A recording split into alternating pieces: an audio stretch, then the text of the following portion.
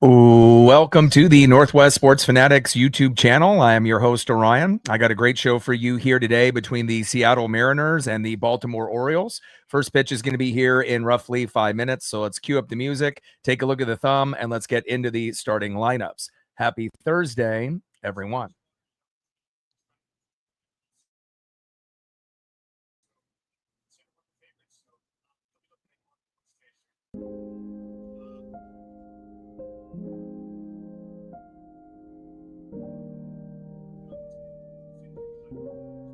And on the thumb, on the left, one of our aces, Brian Wu. And on the right, the Baltimore Orioles' very own Jackson Holliday.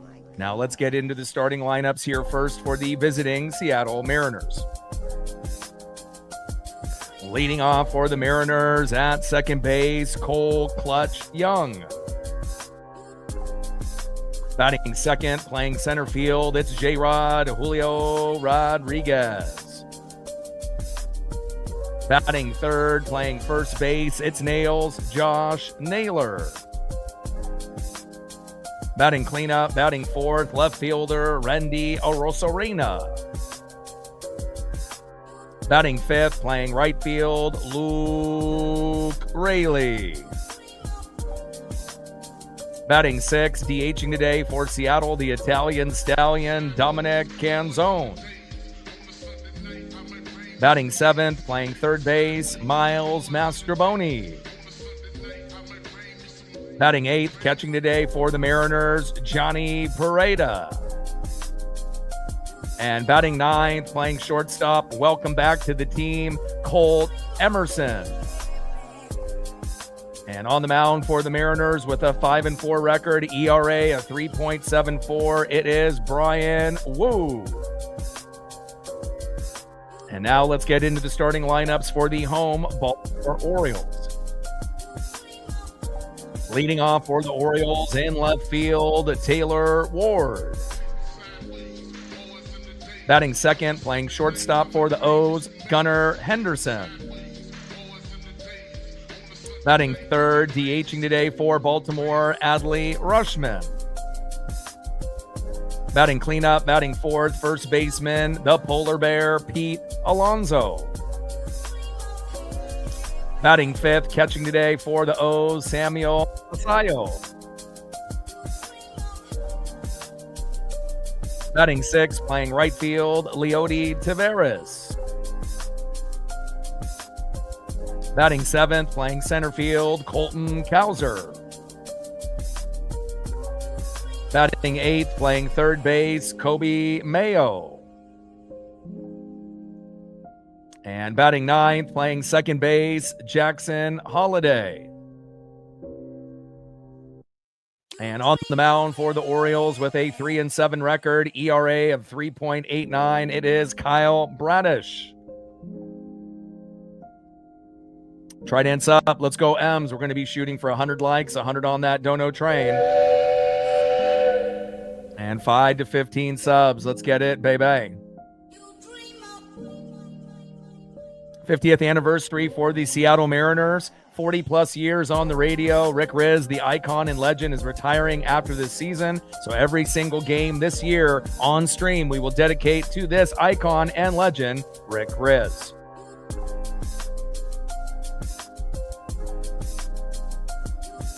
Disappointment last night, obviously, with the loss. But again, we have arguably one of our strongest lineups here as Paisley is getting ready to make her way out of the room because she knows I'm about to get going. So let me open the door and let her out. And we'll get ready and settled in here for the Mariners and the Orioles.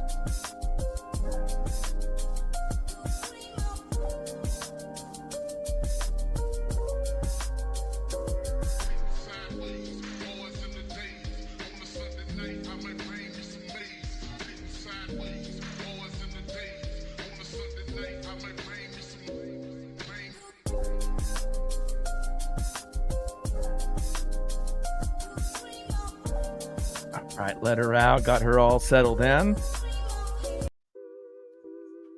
Shout out to my boy Brooks Beats with the best beats on YouTube.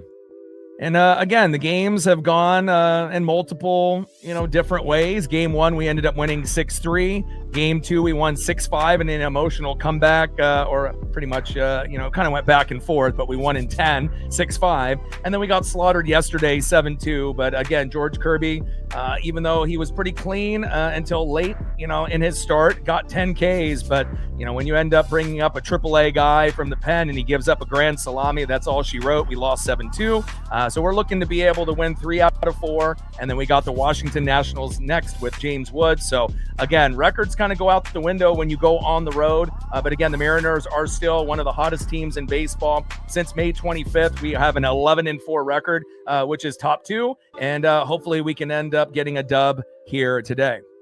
Hope everyone is having a fantastic Thursday. And let me get all my screens situated here. And we should be getting ready for first pitch here moments into the broadcast. And again, this is a global broadcast on ESPN, so it is not on Mariners TV here today. ETH in the building, Callie in the building, what's good? And again, hopefully the broadcasters here, on ESPN, Kevin Brown, David Ross, and Adam Ottavino can do a good job, but it's usually kind of hit or miss, when you get games that are on these global networks. It's usually a little bit better with announcers that are familiar with their very own teams like Goldie. But again, you got me here to be able to call the game as well if you don't have access to ESPN or if you'd rather watch it here together. And again, shout out to our female audience as well as all of our new subs that we've acquired this season. Again, we just broke 6.1 million views on the channel. So we've been getting about 1 million views per year since 2024, which is awesome. And again, we're getting views not only in the United States, but Canada, Mexico, South America, Asia, and beyond. So shout out to all those individuals that are watching all over the globe.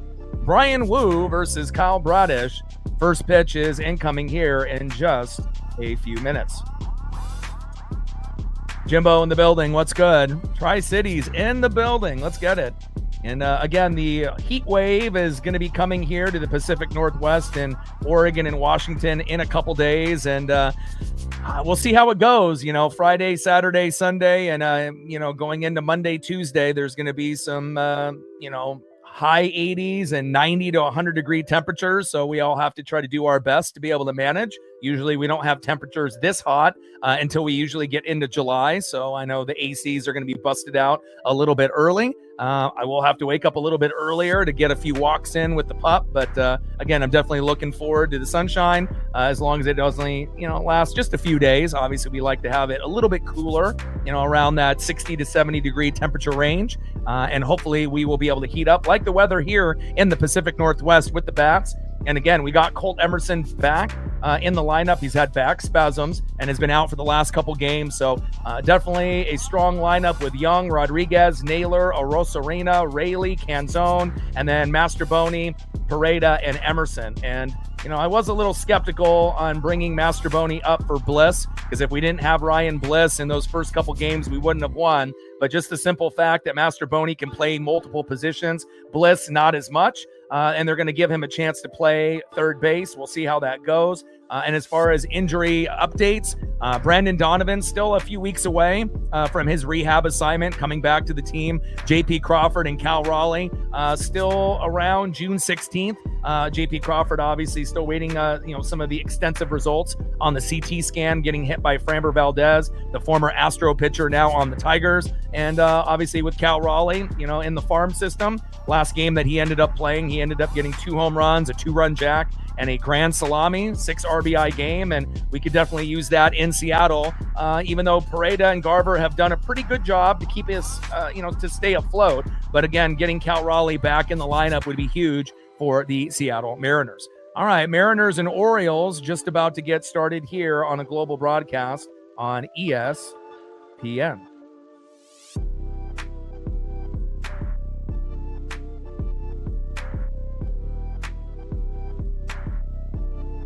Got to get everything situated here. And again, we'll be shooting for 100 likes, 100 on that Dono train, and 5 to 15 subs.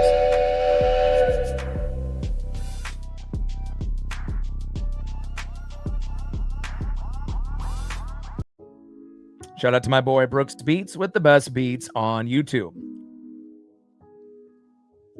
Brian Wu, 5-4 with an ERA of 3.74. Obviously, we know his last start didn't really turn out the way that we wanted. And Kirby has had 3 or 4 starts recently that are kind of uncharacteristic, even though he did have 10 Ks yesterday, but we weren't able to get the victory.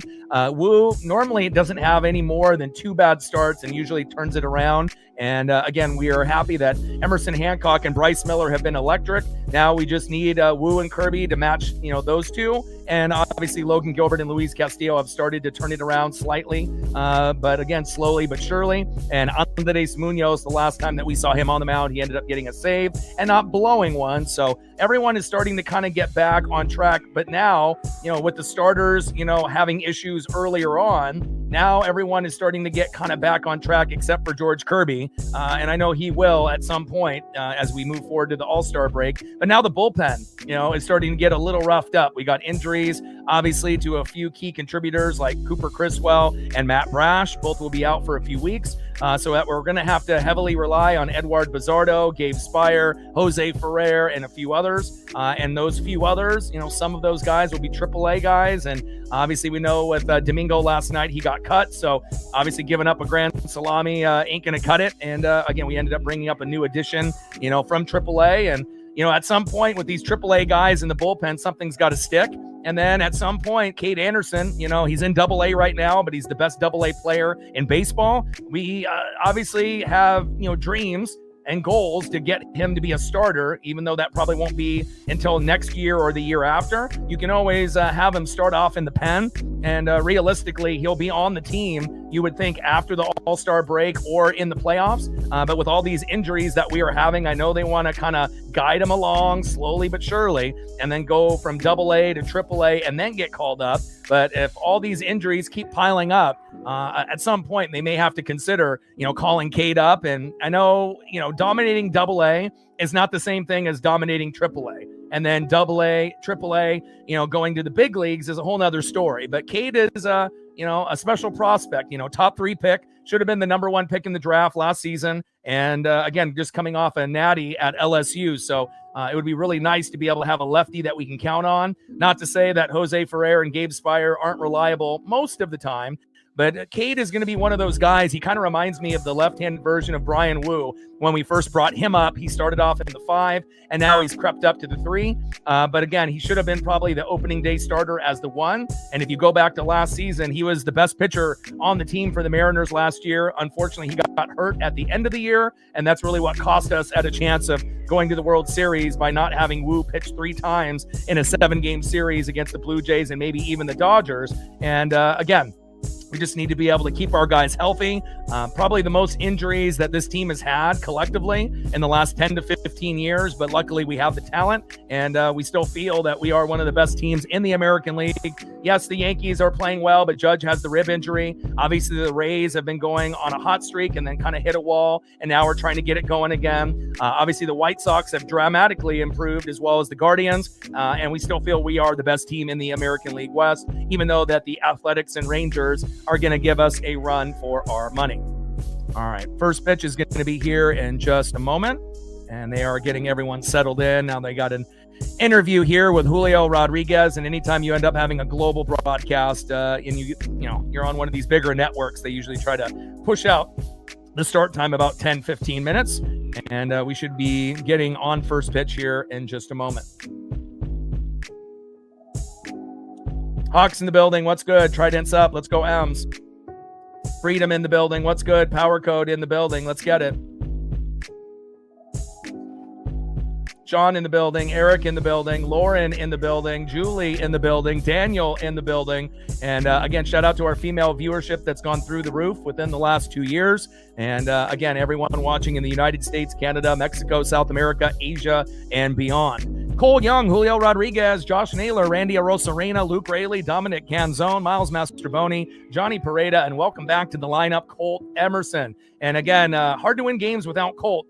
That's how much of a factor he is. And I'm really digging this lineup. And obviously, Mastroboni instead of Ryan Bliss because he can play more positions. And we'll see if Mastroboni can come up with some plays here today. Obviously, the weakest link in the lineup. But again, since Mariners have played since May 25th, 11-4, that's tied for number 1 in MLB home runs. 27, that's number 2 in MLB MLB, ERA 3.10, that's number 1 in MLB, and the opponent OPS 615, that's number 1 in MLB. So honestly, nobody's been playing better baseball since May 25th than the Seattle Mariners. But again, when you're on the road, anything can happen, and hopefully we'll have an electric performance here by Brian Wu tonight. Now everyone's kind of warming up and getting settled in. And now the O's and Mariners are about to take the field.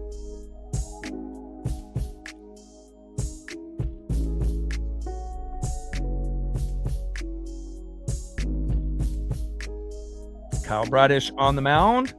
Cole Clutch Young in the box.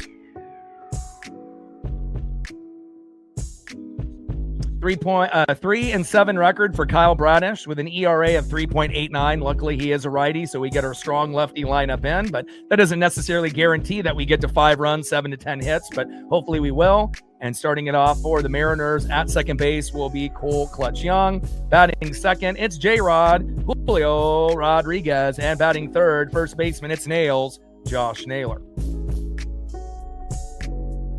Shout out to my boy Brooks Beats with the best beats on YouTube.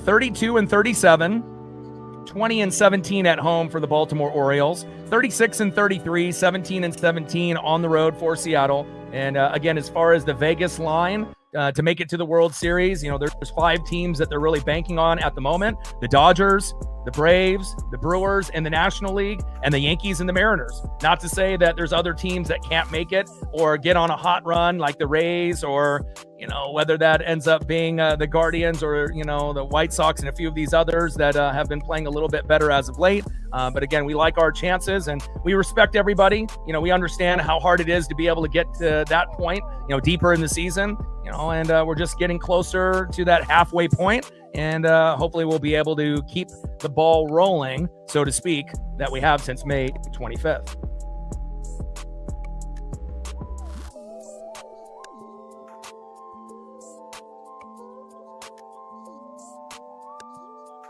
And this is game 70 on the season. Can you believe it? It's wild. Kyle Bradish on the mound, Cole Clutch Young in the box. And if you've noticed, I decided to get a few new photos, for some of our studs in the lineup. And again, it's looking pretty good here today.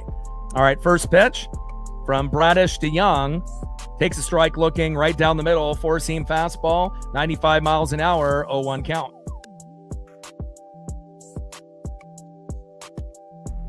Xavier in the building. What's good?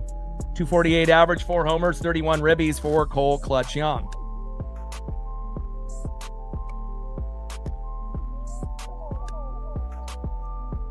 Oh, 1 pitch. Big swing and a miss, low and away, goes into the dirt. Curveball, 84 miles an hour. No balls and 2 strikes with nobody on and no outs. Top of the first inning, 0-0 here early between the Mariners and Orioles.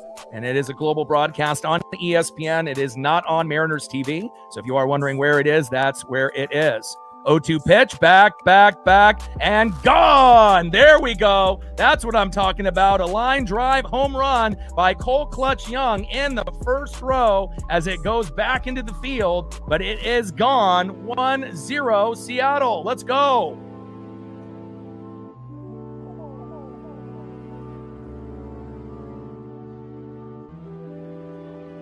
Hey, that's exactly the start that we needed, baby. And I'm telling you, Cole Young and Colt Emerson, are phenoms. And I usually don't use that term lightly. Kate Anderson is another. Ryan Sloan is going to be damn good from the farm as well. And again, after missing that pitch that went low and into the dirt, amazing. Way to get it going there, Cole Young. Next up is Julio Rodriguez. First pitch is fouled off there by Julio, 0-1 count.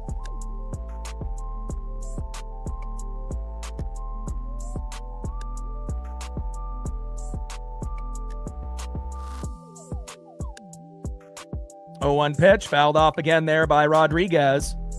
Tries to jam him and does. A little dribbler, towards third base and foul.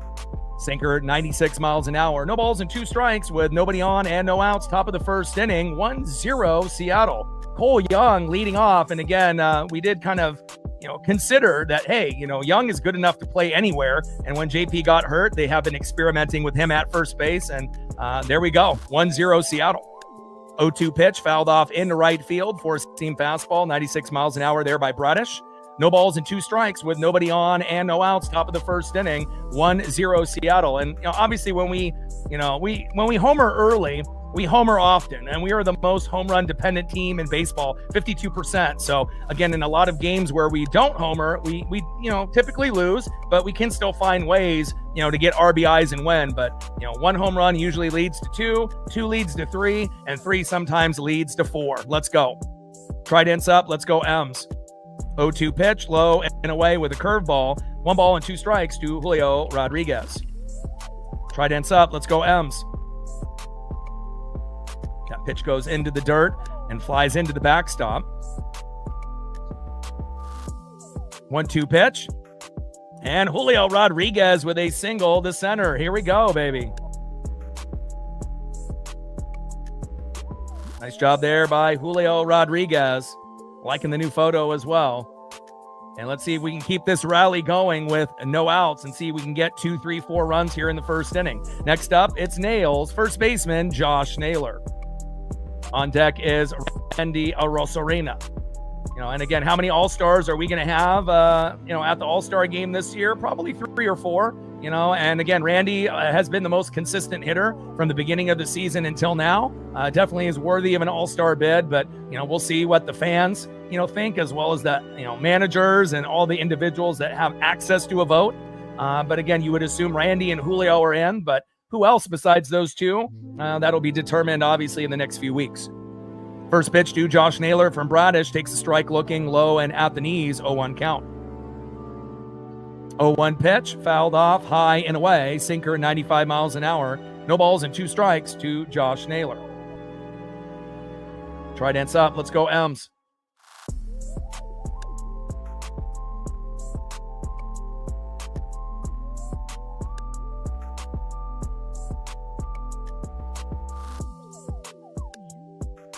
Top of the first inning, runner at first, Julio Rodriguez with no outs. Cole Young with a home run as a leadoff hitter, giving us this early 1-0 lead.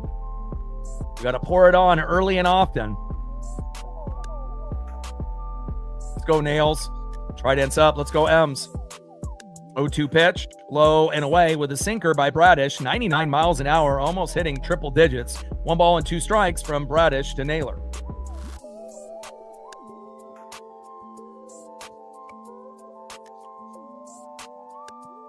Cole Clutch Young, baby. Let's go. 1-2 pitch, low and away. 4-seam fastball, 97 miles an hour there by Bradish. 2 balls and 2 strikes with a runner at first, Julio Rodriguez with no outs. Top of the first inning, 1-0 Seattle. 2-2 pitch, low and away. This is a great at-bat here for Naylor. Great patience. And we definitely have seen, at times our guys being a little overly aggressive on the first 2 pitches, but we got to get those pitch counts up so we don't have a result like yesterday. Pitches low and away. Count now is full. 3 balls and 2 strikes from Bradish to Naylor.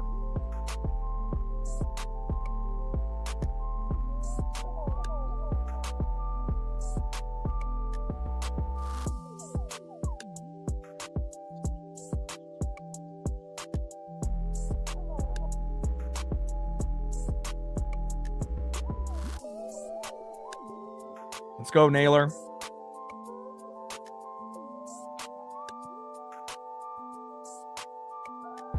Michael in the building. What's good?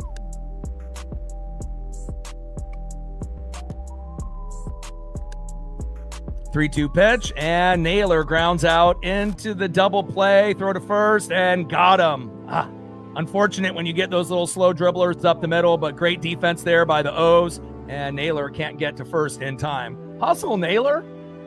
I get it. 99% of the time you feel like you're out, but you never know if that throw is going to be a little high or if that first baseman Alonso may drop it. Give me a little bit more hustle there, Josh Naylor. That is 2 away.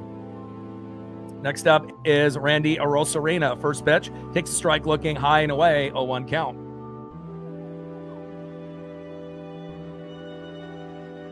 0-1 pitch. Takes a strike looking right down the middle. No balls and 2 strikes to Randy Arozarena. Top of the first inning, 1-0 Seattle with nobody on and 2 outs.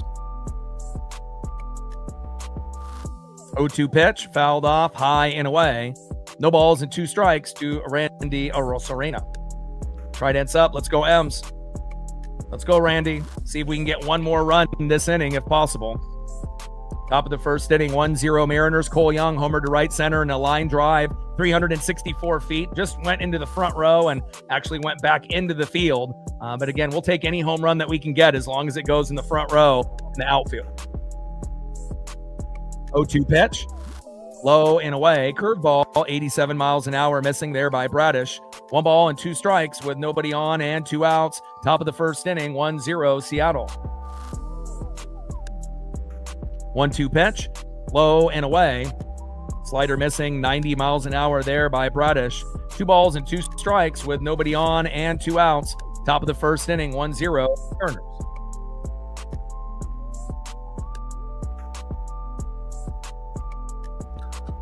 Trident's up. Let's go, M's.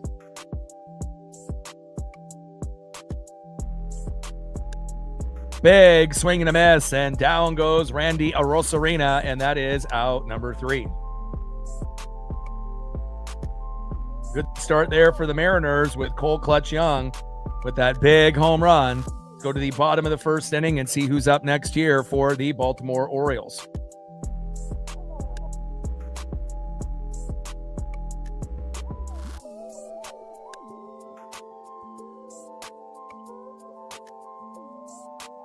Leading off for the Orioles in left field, Taylor Ward. Batting second, playing shortstop, Gunnar Henderson. And batting third, DHing for the Baltimore Orioles, Adley Rutschman. And on the mound for the Mariners with a 5-4 record, ERA of 3.74, it is Brian Wu. Trident's up. Let's go, M's. 31 subs to go to 24,300. And let's see where we're at on the likes. And we're still waiting on our first dono on our dono train. Got 141 in the room. Let's see how close we are to 100 here early on. We're at 44. Good start.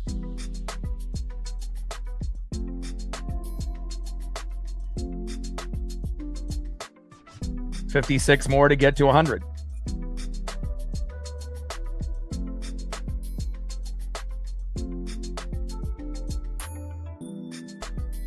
Great job there by Cole Clutch Young with that home run. 1-0 Seattle.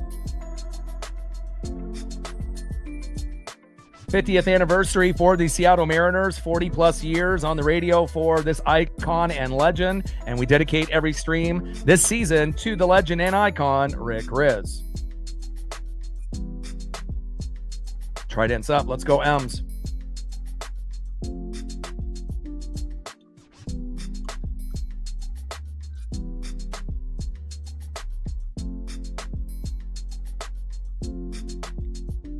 Let him know, Michael. Shout out to my boy Brooks Beats with the best beats on YouTube. Got to win this game. Obviously, we got the Nationals next. And, again, even though records for some of these teams that we played recently aren't great, when they're at home, it's going to be difficult for the Mariners, no matter, who we have on the field. And again, with James Wood and company, it's not going to be easy, but hopefully we'll be able to win 2 out of 3. If we win the first 2, we can start talking about a sweep. And obviously we want to win here today so we can win 3 out of 4. First pitch from Wu to Ward, fouls it off, high and away for a seam fastball, 95 miles an hour, 0-1 count. 4-0 for Wu at home, 1-4 on the road for Wu. So obviously a different type of Wu on the road, but hopefully he'll get back to his home winning ways here tonight. 0-1 pitch, takes a strike looking high and away. Sinker 95 miles an hour there by Wu. No balls and 2 strikes to Taylor Ward. 0-2 pitch, high and away, 4-seam fastball, 96 miles an hour there by Wu. 1 ball and 2 strikes with nobody on and no outs. Bottom of the first inning, 1-0 Seattle. Trident's up. Let's go, M's.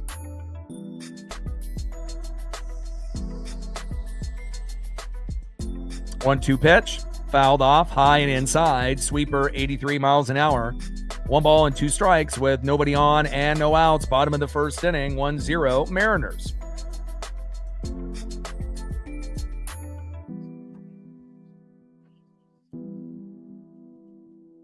Fourth in the AL East there for Baltimore. First in the AL West for the Mariners. 1-2 pitch. Big swing and a miss. And Wu with a punch out on his first batter. That's exactly what we want to see. Way to bring the electricity early. Brian Wu. 1 up and 1 down.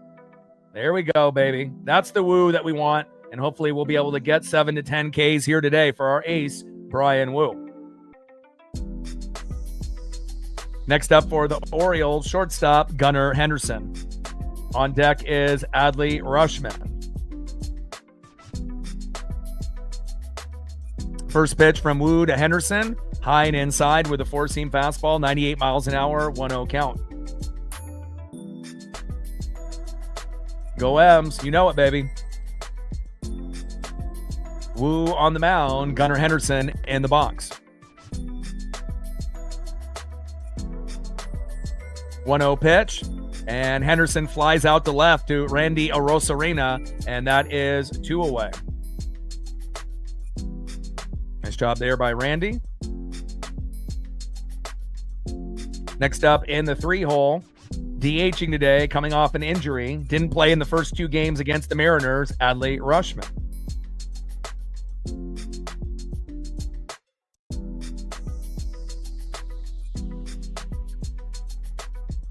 First pitch from Wu to Rutschman, takes a strike looking high and away. 4-seam fastball, 95 miles an hour, 0-1 count.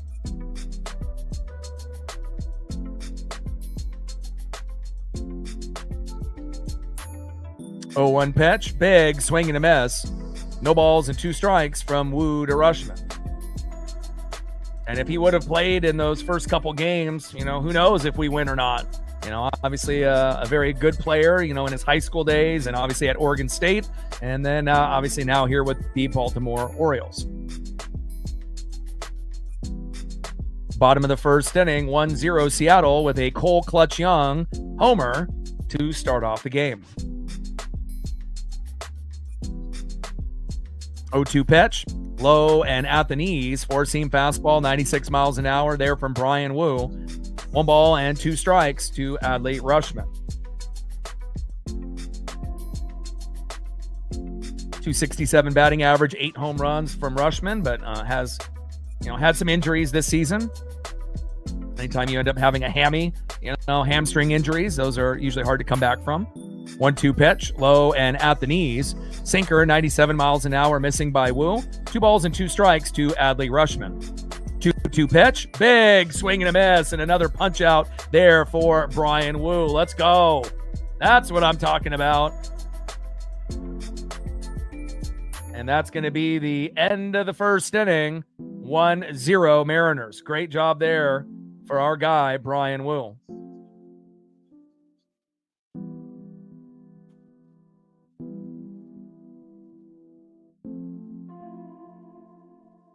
Let's go to the top of the second inning and see who's up next for the Mariners.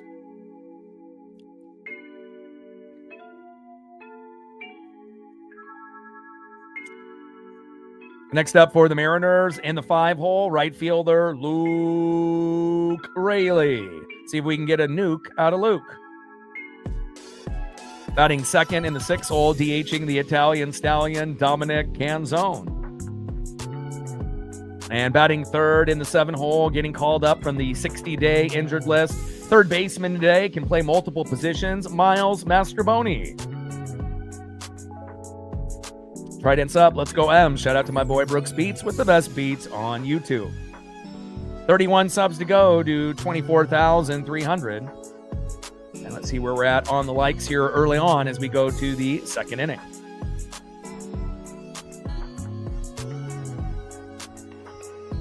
All right, we got 55 likes, off to a good start.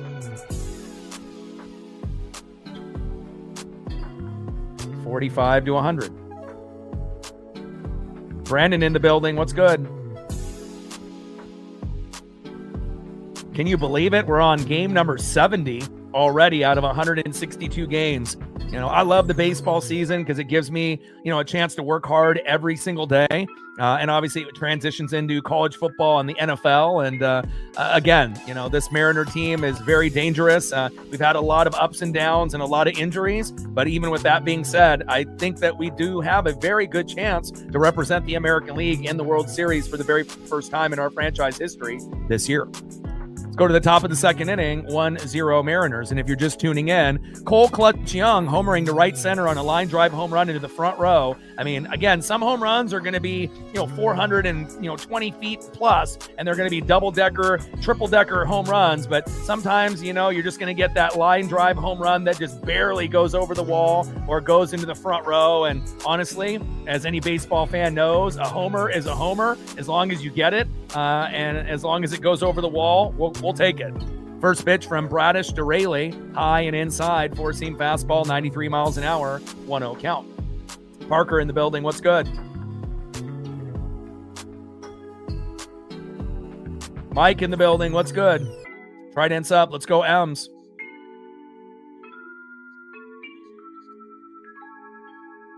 Top of the second inning, 1-0 Seattle. 1-0 pitch, takes a strike looking low and away with a slider, 85 miles an hour there by Bradish. 1 ball, strike from Bradish to Raley. 1-1 pitch, big swing and a miss, low and away. Sinker, 95 miles an hour by Bradish. 1 ball and 2 strikes to Luke Raley. Bradish with a 3-7 record, ERA of 3.89, so nothing to fear. And obviously we know Luke Raley as a part-time player has been one of the best in MLB. If he was able to play every day, probably would be over 20 home runs. No doubt about that. 1-2 pitch, big swing and a miss, down goes Raley, and that is 1 away. Hopefully we'll get Luke going at some point. Next up in the 6th hole, DHing the Italian stallion, Dominic Canzone. Dom has been very hot as of late, and hopefully that hot streak will continue here, and we'll see if Dom can get something going here early and often. Obviously, they're showing the highlights of the Knicks and their biggest comeback in finals history, 29 down, and getting the tip from OG Anunoby. And again, now up 3-1, but that doesn't mean the Spurs can't win 3 in a row, especially if they get a little help from the refs. But definitely the Knicks have the edge going in, obviously, to Game 5. And then obviously Stanley Cup Finals are going to be on here in about a half an hour. And it's anybody's guess if it's going to end up being the Hurricanes or the Vegas Golden Knights.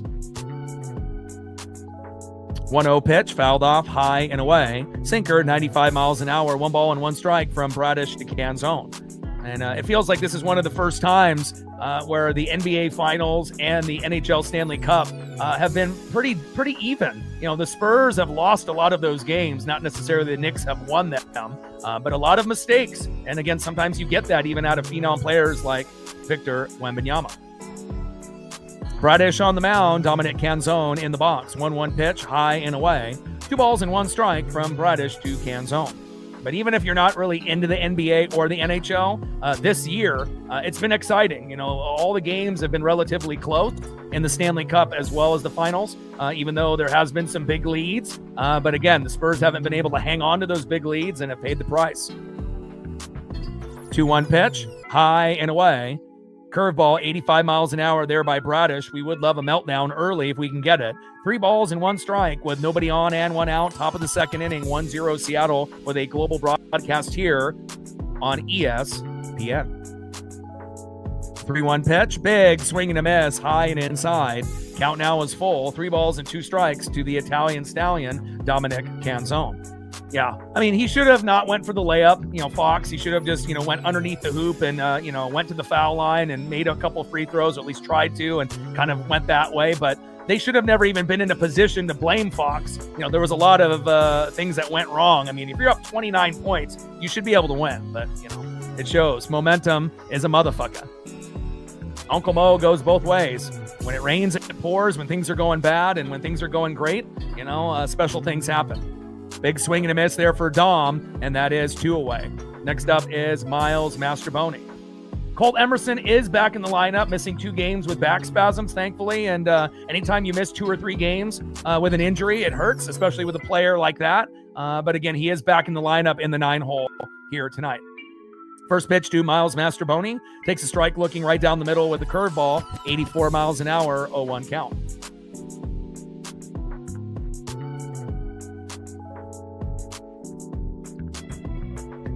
And every single game that the Spurs lost, I feel like really the Knicks necessarily didn't really win those games. I feel like the Spurs kind of gave it away, and I'm not saying the Spurs would have, won in a sweep, but if they would have played, their type of ball like they did against OKC, it would have felt like maybe they would have won in, 6 games. But now, the series may be over within a game or 2, but you never know. Basketball is, one of those things. It's about momentum, and Game 5 and Game 7 are going to be very crucial if they can get to those points.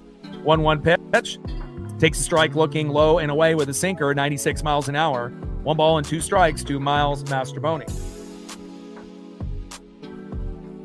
And not a lot of teams could come back from a 3-1, but the Thunder and the Spurs are 2 teams in the West that could. So, it definitely is not ideal, but anything can happen. 1-2 pitch, big swing and a miss. Down goes Mastrobuoni, and that is out number 3. Let's go to the bottom of the 2nd inning and see who's up next here for the Baltimore Orioles.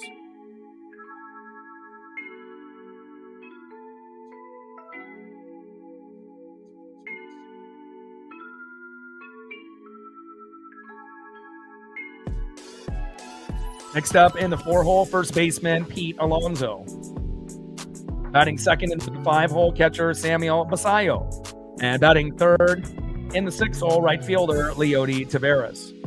And the crazy thing is if you've been watching the NBA finals, if you watch Karl Anthony Towns, he was soft all year. He wasn't really physical in the paint, and obviously got 2 quick fouls, and that's why the Spurs went up by that big amount, right? But in the finals, and in that, in the previous series in the Eastern Conference, he actually has started to get a little bit more aggressive. And again, when you got a guy like Jalen Brunson, who's a dog, you need those other guys to step up. It can't be just Brunson. So obviously if Karl Anthony Towns still played soft, they would be down 3-1 right now, more than likely, but again, sometimes, with all those celebrities in the front row and former players, that are there like Shumpert and Melo and a few others, Jeremy Lin, given the words of encouragement with, Bernard King and Patrick Ewing, all of the OGs and the legends, again, it's, a lot of the conversations were probably taking place, to tell Cat, you can't play soft if we're going to try to win this thing. And they obviously haven't won a championship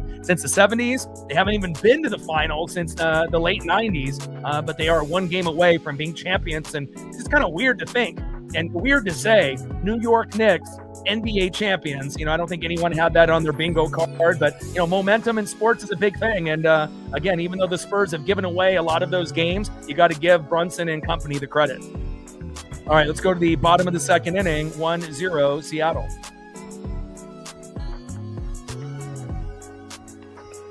Yeah, and again, it's not like this is the first time the Spurs have blown leads. If you look at their history, they've had some amazing players with David Robinson and Tim Duncan, and now Victor Wembanyama. It almost feels unfair, or somewhat like the draft is rigged, for certain teams to get these certain legends and icons. But again, coaching is a big thing, right? You can have the players, right? But you also have to have a good bench and a good coach. And if you don't have a good coach to call those timeouts, at the right time to, kind of slow down the momentum, that could definitely be a killer for your team. Bottom of the 2nd inning, 1-0 Seattle. Wu on the mound. On deck is Pete Alonso. First pitch to Alonso, dribbles out to third for the first, and that is 1 away. Good job there by Miles Mastrobuoni, playing third for the very first time this season.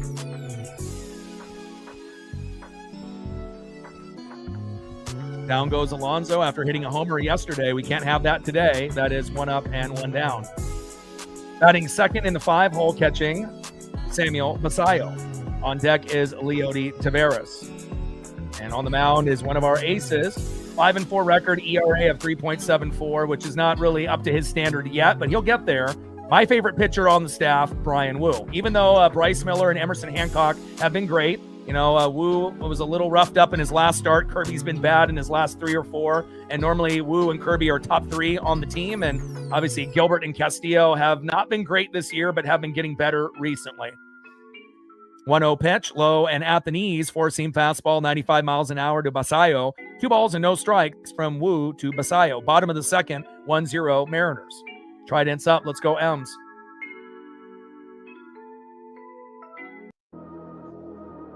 Shout out to my boy Brooks Beats with the best beats on YouTube.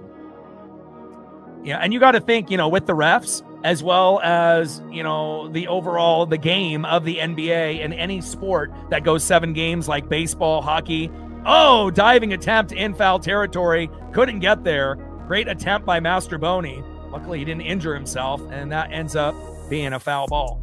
But every game that goes past 4, there's a lot more money involved. So it wouldn't really surprise me if they try to cater, to the Spurs in these next few games to try to get it to game 7, and again, you don't want to really talk about, like collusion or cheating, in sports. But as we know, there's always kind of shady things going on in sports, especially with betting and everything else now being legal. And we'll see how long that series goes.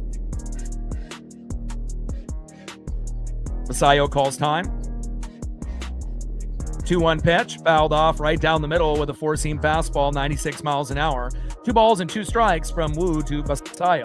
But for the Spurs to get it to, game 7, it's going to take a hell of an effort. I mean, right now they're down 3-1 and, they gave away those 3 games. They easily could have won all 3 that they lost, but we'll see how that plays out. And then obviously with the Hurricanes and the Golden Knights starting in about 20 minutes, tied up at 2, anybody could win the Stanley Cup. It's definitely up for grabs, and those games have been very close if you're a hockey fan.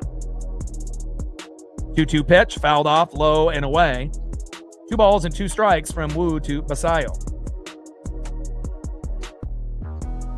But definitely an entertaining NBA Finals and NHL Stanley Cup Finals as well this year. Maybe the first time, but both have been this entertaining in a minute. Big swing and a miss by Basayo, low and at the knees, and that is strike 3. That is 2 away. Next up is Leody Taveras. On deck is Colton Cowser. Shout out to my boy Brooks Beats with the best beats on YouTube.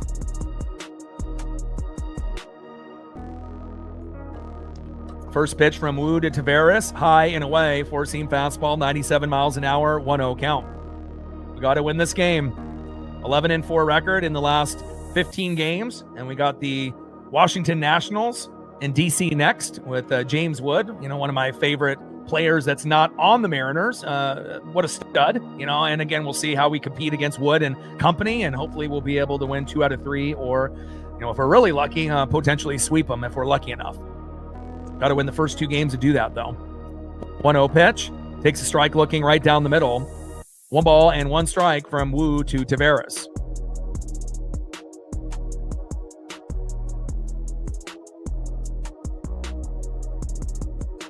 Trident's up. Let's go M's. Let's go Wu. 1-1 pitch. Takes a strike looking on the line, high and inside. 1 ball and 2 strikes to Leody Taveras. 1-2 pitch. Low and away. Changeup 89 miles an hour. 2 balls and 2 strikes to Leody Taveras. Let's go Wu.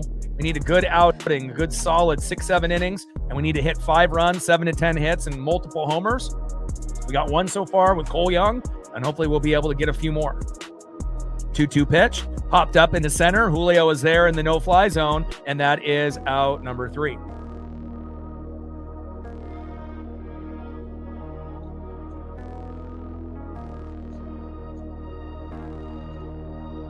Nice job there by Julio Rodriguez, as dependent as anybody out there in center field. Nice job there by the no-fly zone and Julio Rodriguez. And now that's the end of the second inning, 1-0 Seattle. Let's go to the top of the third and see who's up next for the Mariners. And let's see if we can get another run or 2 on the board.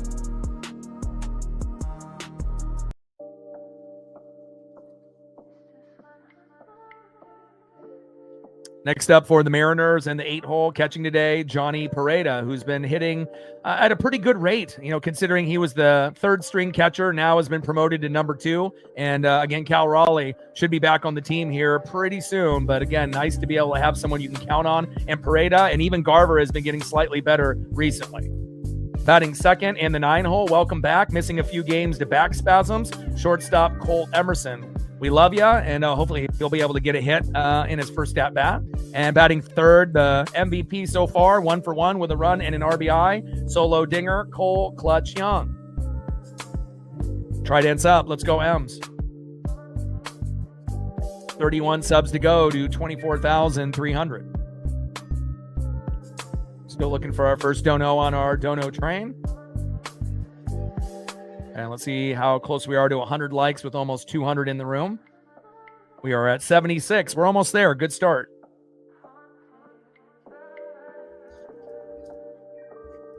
$24 to 100. Shout out to our female audience as well as everyone watching in the United States, Canada, Mexico, South America, Asia, and beyond.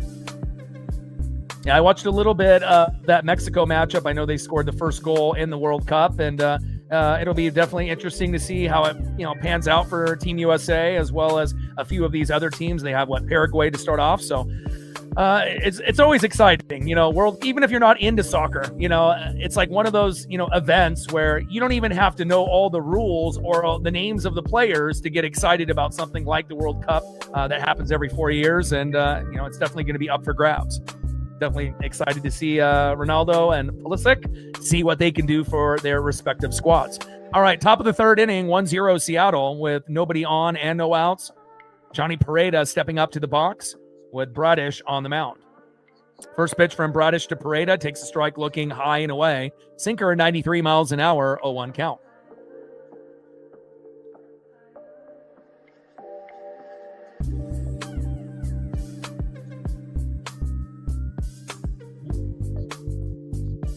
Oh, 1 pitch, fouled off right down the middle. No balls and 2 strikes to Johnny Pareda. And I imagine Paraguay is going to be very aggressive against Team USA and Pulisic. They're going to try to get them flustered, and they're going to not necessarily be dirty, but they're definitely going to push the buttons. And again, we'll see if the Team USA will bite or not, and hopefully they'll be disciplined to be able to find a way to get the victory. 0-2 pitch, high and away, slider 88 miles an hour, 1 ball and 2 strikes with nobody on and no outs. Top of the third inning, 1-0 Mariners. And if you're just tuning into the broadcast, Cole Clutch Young leading off for the Mariners hit a home run into the front row. It wasn't very deep, but we'll take it. 1-0 Seattle. Justin in the building. What's good? 1-2 pitch, low and away with a slider, 88 miles an hour, 2 balls and 2 strikes to Johnny Pareda. But obviously we got the Yankees, the Rays, the Guardians, the White Sox, and the Mariners. And again, we know the Rays are usually up and down. The Guardians, are pretty consistently good for the last few years. The White Sox are the surprise in the MLB this year. And the Yankees are always good. But Aaron Judge has got that rib issue. So there definitely will be a little bit of wiggle room for some of these other teams, including the Mariners, to try to climb the standings to be number 1 in the American League. Pitch fouled off right down the middle there by Johnny Pareda. Sinker 97 miles an hour there by Bradish.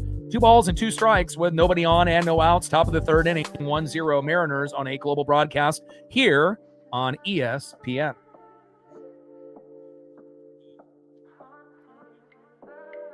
Vibes are high there.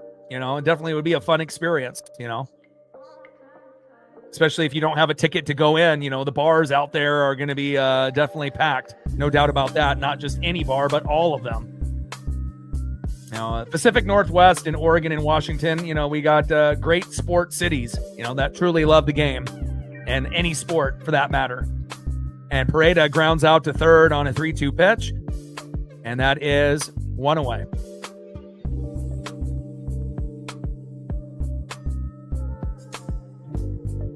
Nice throw there by Mayo to Pete Alonso. That is 1 up and 1 down. All right, one of my favorite players on the Mariners who's been out with back spasms the last few games, Colt Emerson. Let's go, Colt. 159 games for Cal Raleigh. Can you believe that? Out of 162? That's insane. 60 home runs, that went 0 for 9 in the WBC, 5 strikeouts, 4 walks.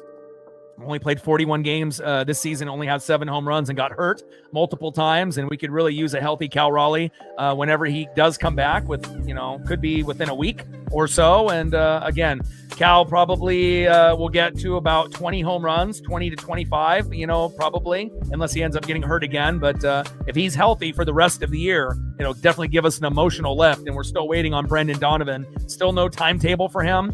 Still a few weeks away. 1-0 pitch, fouled off into left field. Great souvenir for that fan out there.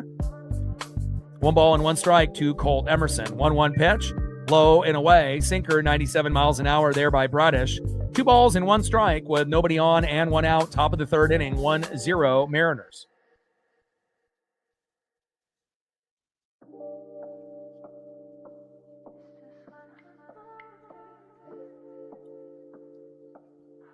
Two-one pitch, fouled off, low and away. Slider, 88 miles an hour. 2 balls and 2 strikes with nobody on and 1 out.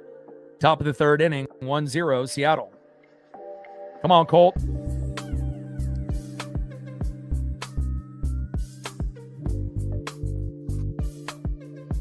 Trident's up. Let's go, M's.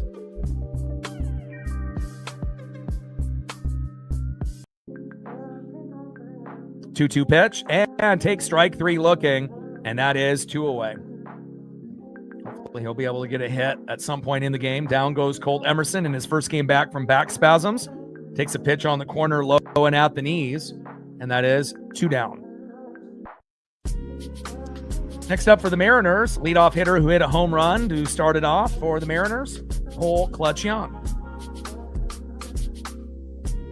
First pitch from Bradish to Young, fouls it off low and away. 96 miles an hour, low and away with the sinker by Bradish, 0-1 count.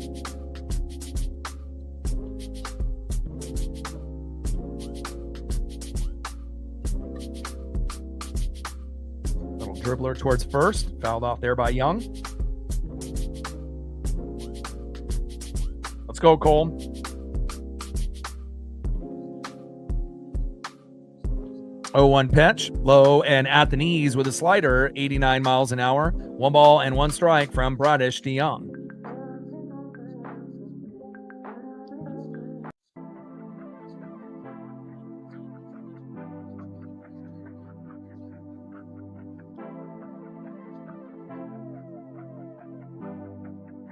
One pitch, and Young with a beautiful single to right. There we go.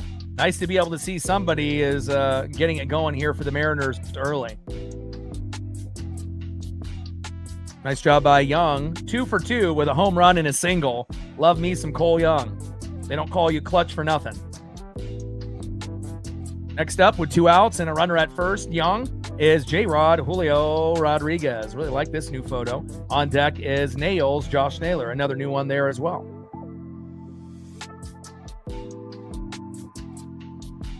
First pitch to Julio is low and away with a slider, 89 miles an hour, 1-0 count.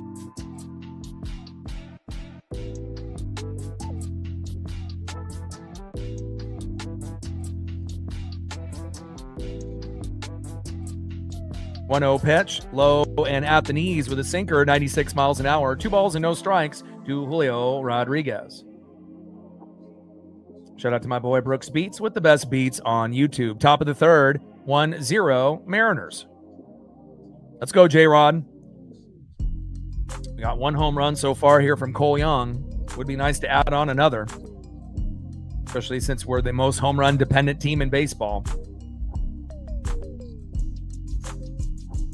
It's the first time that we've seen Julio really step it up in the first half of a season in his career. Hasn't been able to do it before, but it's, great to be able to see him finally mature and find his way. 2-0 pitch, takes a strike looking low and at the knees. 2 balls and 1 strike to Julio Rodriguez.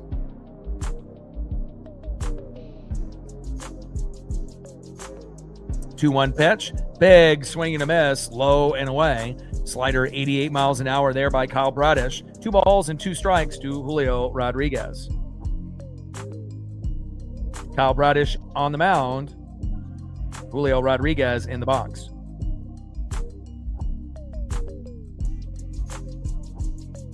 2-2 pitch.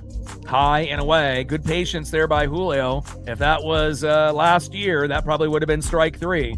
But now ends up having a full count, 3 balls and 2 strikes, with a runner at first, Cole Young, with 2 outs. And we've been pretty good with 2-out rallies within the last 3 weeks. And hopefully we'll be able to keep it going here in the top of the 3rd.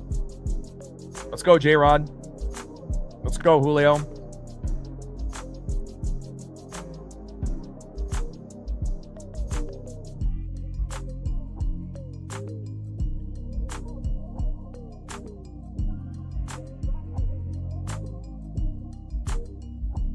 Time is called.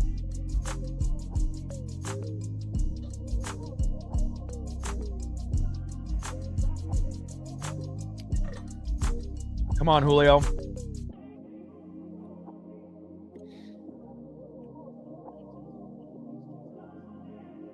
Top of the 3rd, 1-0 Mariners with Young at first with 2 outs. 3-2 pitch. Good discipline there by Julio Rodriguez. Are you kidding me? You know, and again, more times than not, that would have been strike 3 for Julio. And again, for him to be able to be patient and mature, now we got runners at first and second. Great job there by Julio Rodriguez, taking that ball low and at the knees. Great discipline. I love seeing players mature. And again, if Julio can keep, you know, the way that he's been improving, you know, who knows? Down the road, one day he may be in the Hall of Fame. Still way too early, but we love him. Next up in the 3-hole is Josh Naylor. First pitch to Naylor, a little dribbler towards first and out of play. Curveball, 86 miles an hour there by Kyle Bradish, 0-1 count. 260 average, 7 homers and 31 ribbies there for our guy, Nails, Josh Naylor.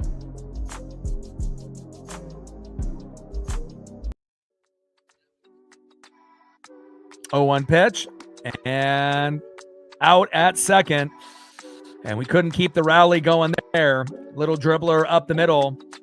And throw to first, and that is out number 3. All right, let's go to the bottom of the 3rd inning and see who's up next here for the Orioles.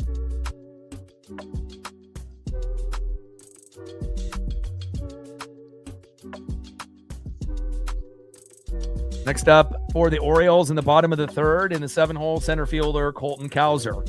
Batting second in the 8-hole third baseman Kobe Mayo, and batting third in the 9-hole second baseman Jackson Holiday. Trident's up. Let's go, M's.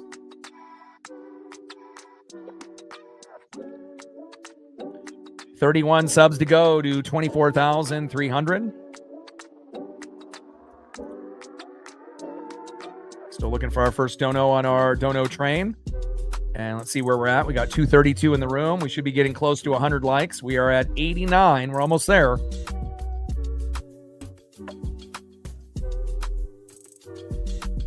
$11 more, 200.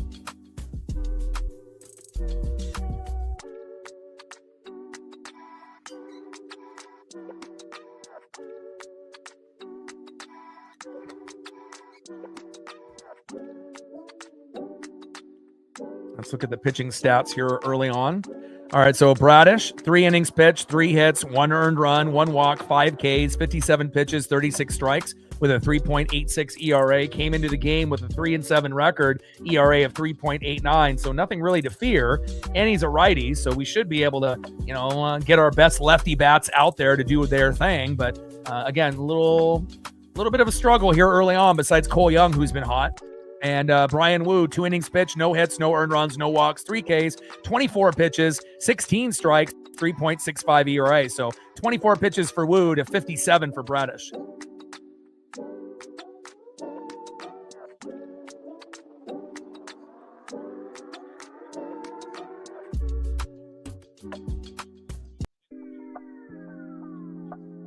Shout out to my boy Brooks Beats with the best beats on YouTube.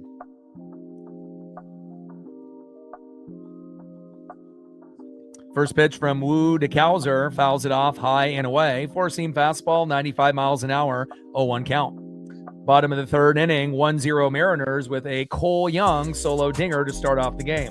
Chris with a tenner, appreciate you. Someone is getting us started here on the Dono train. We are at 10, 90 to go. Appreciate you, Chris. Way to be an MVP. for the stream so far. 0-1 pitch, high and inside, four-seam fastball, 94 miles an hour there by Brian Wu. 1 ball and 1 strike from Wu.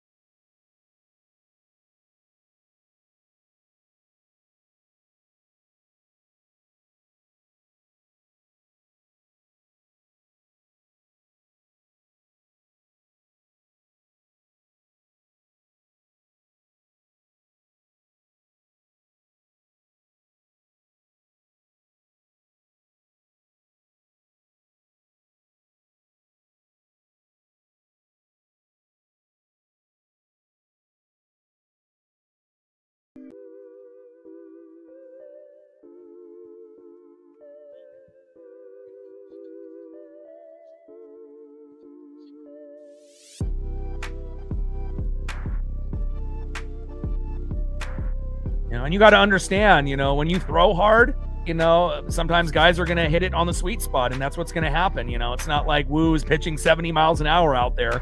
A lot of his pitches are going to be 95. So, just like any pitcher on our staff, if you go down the middle too often, sometimes someone will rough you up. 1-0 pitch, and Holiday with a single to left.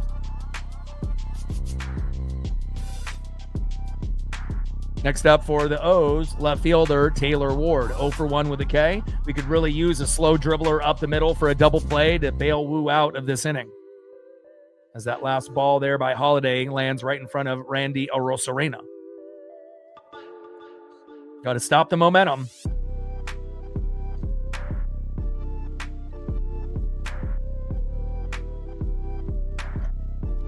First pitch from Wu to Ward.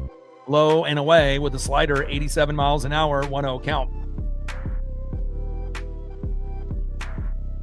1-0 pitch, low and at the knees. 2 balls and no strikes from Wu to Ward.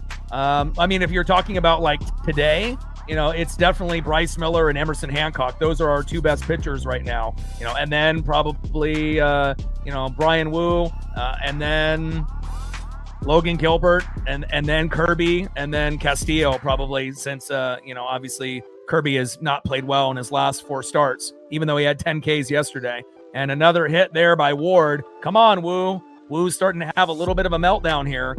And now we got runners at first and second with 1 out, bottom of the third, 1-1 Mariners and Orioles. Next up is Gunnar Henderson. Yeah, we need the Mariner Moose. I agree. It's time. It's time. We need that Mariner magic. They're starting to get hot now. But normally, Wu and Kirby are at the top, being, usually in the top 3. But again, the emergence of, Emerson Hancock this year is obviously great to see, even though Logan Gilbert got kind of worse. But at least Hancock got better, and Miller has been electric. But I would say right now, Miller and Hancock are our 2 best. But, after the All-Star break, that could change. But we definitely have 5 guys out of 6 that we usually trust besides Castillo. But with that being said, even Gilbert and Castillo being the 2 worst, besides Kirby recently, those guys have gotten a little bit better as of late, Gilbert and Castillo. We just need Kirby to get going. 10 Ks, but, just couldn't get the run support. First pitch fouled off into the crowd in right field, 0-1 count. 0-1 pitch, low and away. 1 ball and 1 strike from Wu to Gunnar Henderson. 1-1 pitch, high and away, four-seam fastball, 96 miles an hour. 2 balls and 1 strike from Wu to Henderson. Gunnar Henderson in the box. On deck is Adley Rutschman.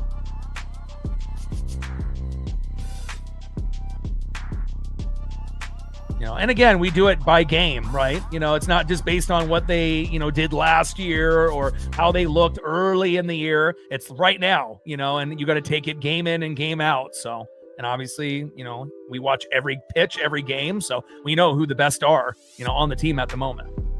3-1 pitch, takes a big swing and a miss, high and away. Count now is full. 3 balls and 2 strikes from Wu to Henderson. So we have to be really thankful that Miller and Hancock stepped up, because imagine if those guys weren't good, then we would be in trouble. Obviously Wu and, Kirby, not the greatest. And obviously Gilbert and Castillo haven't really looked that good this season. So we have to be thankful. At least we got a couple guys, for the most part. And, eventually, it'll start to even out. And, some of the guys that have struggled will get better, like Kirby, Gilbert, and Castillo. And I don't really see big drop-offs for Miller or Hancock. But again, if they end up going against a left-handed pitcher, Miller and Hancock, and we have a weak righty lineup, you may take an L, just because we don't get enough run support for those elite pitchers at the moment. 3-2 pitch, fouled off, high and inside. Count is full. 3 balls and 2 strikes with runners at first and second and 1 out. Bottom of the 3rd inning, we're knotted up at 1, and hopefully it stays that way. Absolutely, daily grind. But we have to be pleasantly surprised, that Miller, coming off the injury, looks like the best pitcher on the team besides Hancock, and no one expected Hancock to be this good this year. And Henderson is walked. Fucking A, Wu.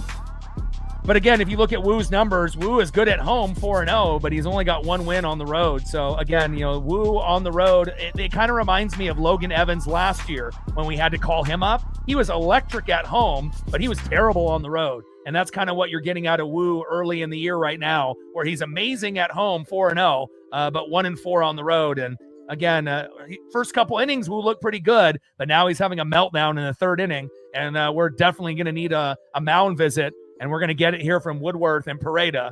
And again, that's why we miss Cal, because Cal is going to be able to call the best game, out of Garver and Pareda. And not having Cal Raleigh as that second manager on the field, calling the game, throwing guys out, as well as his bat in the box, even though he struggled this year. We miss Cal more than people really realize, as well as Brandon Donovan. So, and hopefully when we get Carlos Vargas back in the pen, that'll give us a little bit of a lift, as well as JP Crawford coming back from that CT scan, getting hit on the hand by Framber Valdez. So, all right, bottom of the 3rd, Adley Rutschman in the box with bases loaded and 1 out, and we can't give up a big RBI or a grand salami here.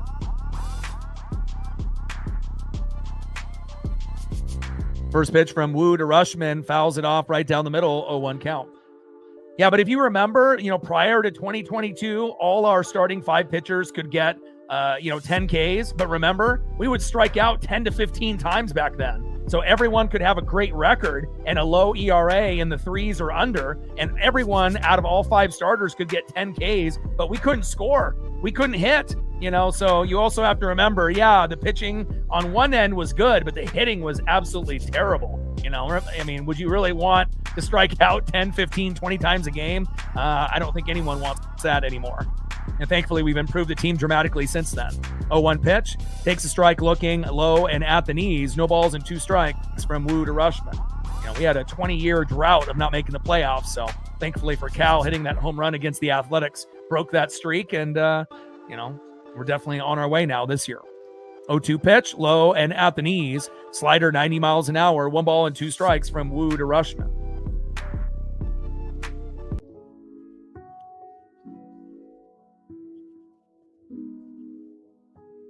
And a wild pitch.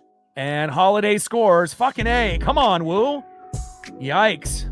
Wu doing his best version of Logan Evans. And, you expect, bullpen guys to have wild pitches like Alex Hoppe, not fucking one of our best in Brian Wu. Get it together, Brian. And now we're down 2-1 with runners at second and third.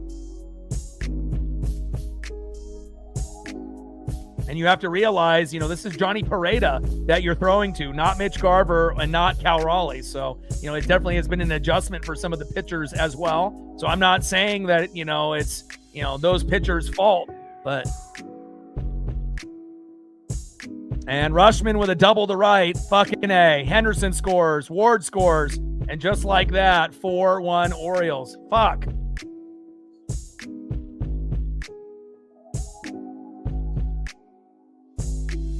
Big hit there from Adley Rushman, and now we're going to be looking at an uphill battle. And again, we have no Brash, no Cooper Criswell. Ferrer hasn't looked very good. I don't know if we're going to be bringing out Bizzardo or Spire, but I hope that we can get something going, because now we're getting roughed up. Next up, 0 for 1, first baseman Pete Alonso. And it just sucks, when you end up having guys, as good as Kirby and Wu. We know how good they can be, but again, sometimes guys are just better at home than on the road.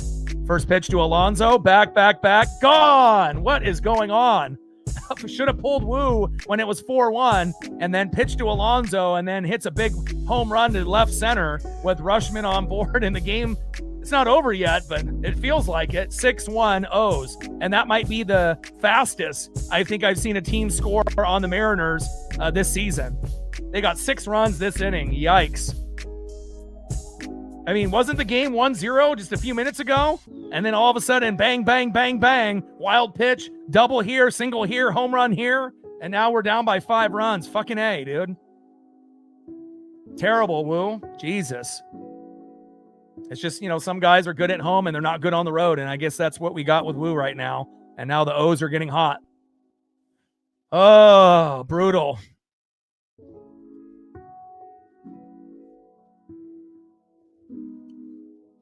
And we're not used to seeing Kirby and Wu play bad, so it's kind of shocking. Not good. But with all that being said, we're still one of the best teams in baseball, but, And Basayo flies out to left to Randy. That's 2 away. Next up is Leody Taveras. And Taveras pops up to shallow center. Julio is there, and that is out number 3, but not after the O's get 6 runs on Brian Wu. And remember, he gave up 7 runs within the first 3 innings when we played the Cardinals. We came back and won 11-9, but I'm not sure if that's going to happen here today. And definitely the worst inning that Wu has had maybe in his career. I don't think I've ever seen Wu give up 6 runs in an inning ever. And again, normally a guy that we all love, but definitely got fucked up by the O's. You got to give them credit. They definitely got Wu in a bad spot and continue to have that Uncle Mo and that momentum. And now we're definitely going to have to go on an uphill battle, and now we just have to chip away. But again, with all our bullpen injuries, no Matt Brash, no Cooper Criswell, Ferrer hasn't really looked that good. Spire and Bizzardo are very hit or miss. Hoppe's fucking terrible. We got some AAA guys in the mix as well. We may need to call up Cade Anderson sooner than later. I know he's a AA pitcher, but he's the best AA pitcher in the game. And, if we keep continuing having these issues with some of our starters and injuries to the pen, we may need to call up Cade Anderson. I know they don't want to, but we may be forced to. End of the 3rd inning, 6-1 O's. All right, let's see if we can climb back into this game. And we just got to try to chip away and try to score a run or 2, in every inning the rest of the way. And the key word is try. Next up, 0 for 1 with a K, left fielder Randy Arozarena. Batting second, 0 for 1 with a K, right fielder Luke Raley. And batting third, 0 for 1 with a K, DHing Dominic Canzone. And I thought with Wu on the mound today with this strong lefty lineup, I thought, man, we have a good chance to win this game, but it doesn't mean with a strong lefty lineup that they're going to step up every day. Sometimes they're going to play worse than our weaker righty lineup where we had like Mitch Garver and Ref Snyder and, Victor Robles play better, than Luke Raley, Dominic Canzone, and Johnny Pareda. So it kind of depends if we're at home or on the road. It also depends on who's on the mound for the other team. It also depends if it's a lefty or a righty. And again, injuries to our bullpen and poor starts from some of our studs like Kirby, even though he got 10 Ks yesterday. Just not enough run support today. We got Cole Young playing well, but who's going to join the party? Come on, Woo. You're better than that, my guy. I mean, even with the Mariner Moose coming out early, we need a miracle now.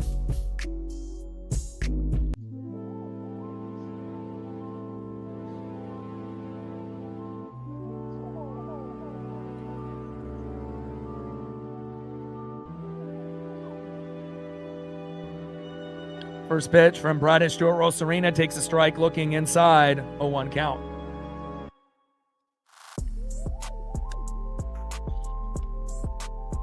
Oh, 1 pitch, low and at the knees with a sinker, 94 miles an hour, 1 ball and 1 strike to Randy Arozarena.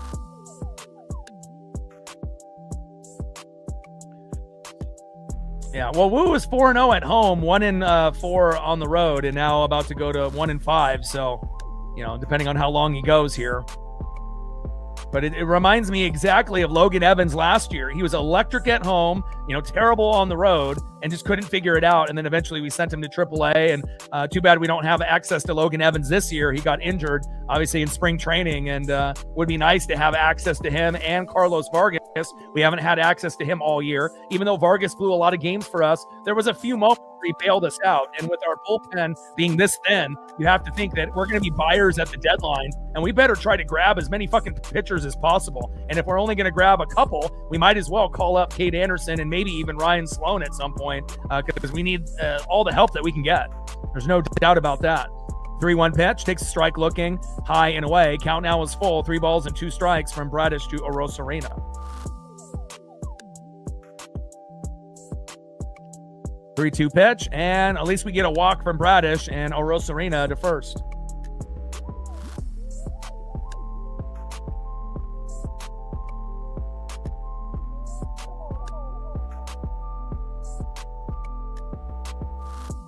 Yeah, well, you have to be able to know the stats when you're betting, right? So if you know that Woo, which you didn't know, that was only 1-4 on the road, you don't bet on Woo. You only bet on Woo at home, who's 4-0. So that's why it's so important to dig deep in the stats and not just bet, and throw money at the wall and hope it sticks. You really got to dig deep. And, that's not to say that Woo could have had a good game today, but at the moment, some guys are better at home than on the road. And, if you don't do your research, you're kind of throwing money in the toilet, and it's really hard to win at baseball betting, just like it is in any sport.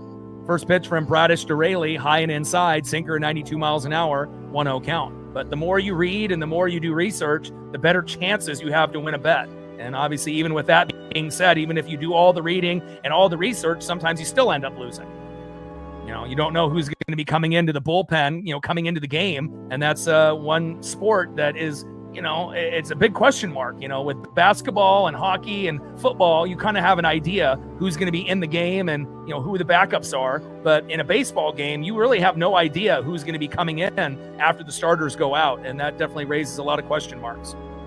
1-0 pitch, high and away. 2 balls and no strikes to Luke Raley.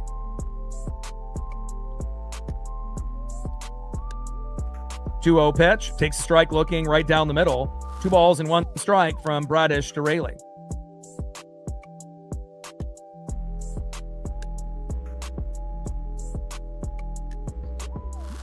And again, with all the injuries that we have, in the bullpen, we may have to just move Castillo and there we go. Back, gone. Luke Raley, that's what I'm talking about. 2-run jack, 347 feet to right. Arozarena on board, and we're just back in the game, baby. 6-3, let's go.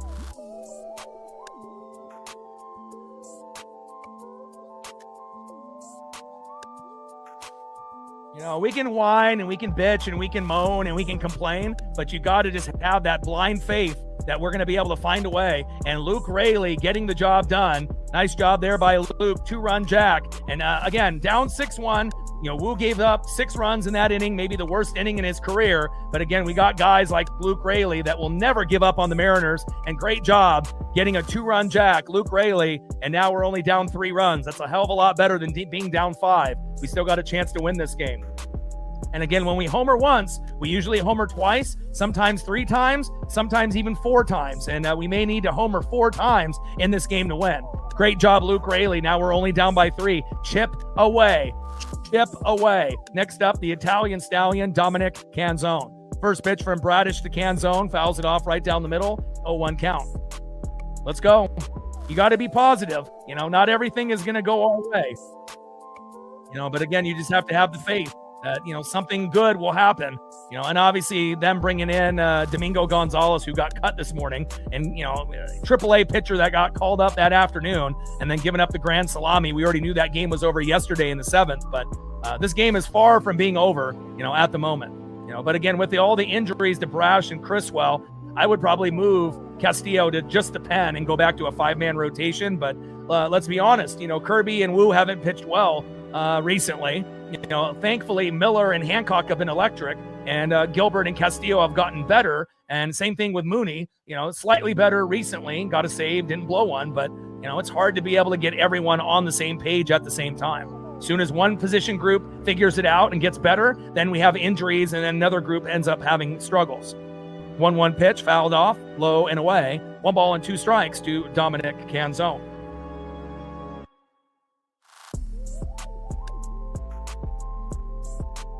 Top of the 4th inning, 6-3 O's. Trident's up. Let's go, M's. Back, gone! Dominic Canzone. Have some faith, Mariner fans. Here we go. 6-4 Orioles.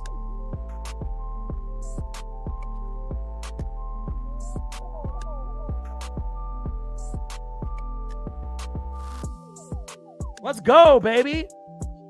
Back to back, baby. And I'm not talking Drake. Let's go. Home runs by Luke Raley and Dominic Canzone. And after being down by 5 runs and giving up 6 runs by Brian Wu just moments ago, the Mariner hitters say, we ain't giving up today.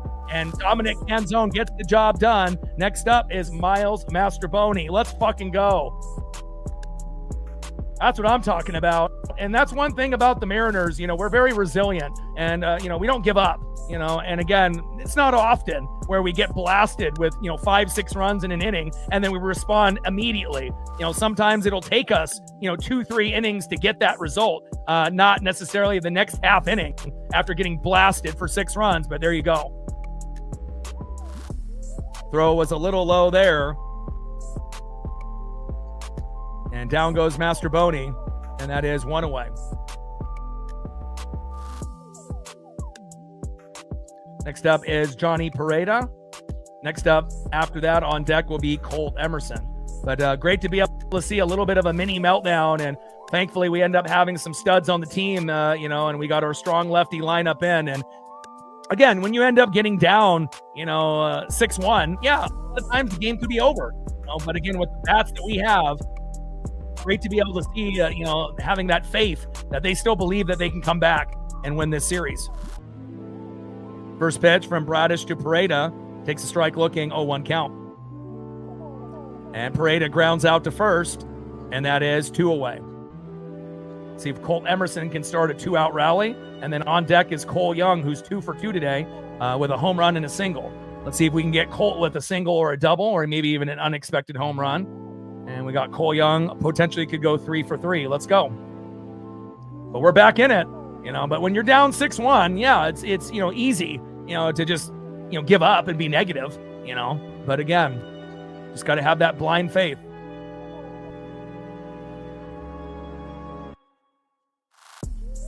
Yeah, it's kind of similar. We talked about that a few minutes ago where, Wu gave up 7 runs in the first 3 innings and we came back and won 11-9 against the Cardinals. But will we come back and win this game 8-7 or something of that nature? It's possible. First pitch from Bradish to Emerson, low and away. Sinker, 95 miles an hour, 1-0 count. Top of the 4th inning, 6-4 Orioles. And I'm just so happy that we responded in that way, because the longer that you sit at that same number, after they put up, a big 6-run inning, the longer it goes where you're still looking at 6-1 or it goes to 7-1, 8-1, then, people start to really lose that faith and get more negative, but glad that we responded immediately. 2-0 pitch, takes a strike looking right down the middle. 2 balls and 1 strike from Bradish to Emerson. And hopefully we'll have a melt by the Orioles bullpen. and then we can really get back into this game. Two-one pitch, takes a strike looking right down the middle. Beautiful sinker by Bradish, 95 miles an hour. 2 balls and 2 strikes with nobody on and 2 outs. Top of the 4th inning, 6-4 O's. Probably the worst half inning of baseball for Brian Wu in his career, giving up 6 runs. A lot of home runs today. It's a home run party. Luckily, we get one from Luke Raley and Dominic Canzone and back-to-back home runs. And now we're only down by 2 runs instead of 5. Definitely makes you feel pretty damn good. And we still got 5 more after this, so we definitely can still come back and win this. 2-2 pitch, fouled off into left field, out of play. 2 balls and 2 strikes with nobody on and 2 outs. 6-4 O's. 2-2 pitch, low and at the knees with a slider, 89 miles an hour. Count now is full. 3 balls and 2 strikes to Colt Emerson. Come on, Colt. And Colt has missed a few games with the back spasms. Hopefully we can get something here. And check swing, did he go? No, he did not. And Emerson with the walk, great job. And normally we don't bust out the Mariner Moose within the first couple innings, but we needed it. And it feels like more times than not, we bust him out. Good things happen. Next up is Cole Clutch Young, who had a home run into the front row and a single, 2 for 2 with a run and an RBI. Let's see if we can keep this 2-out rally going.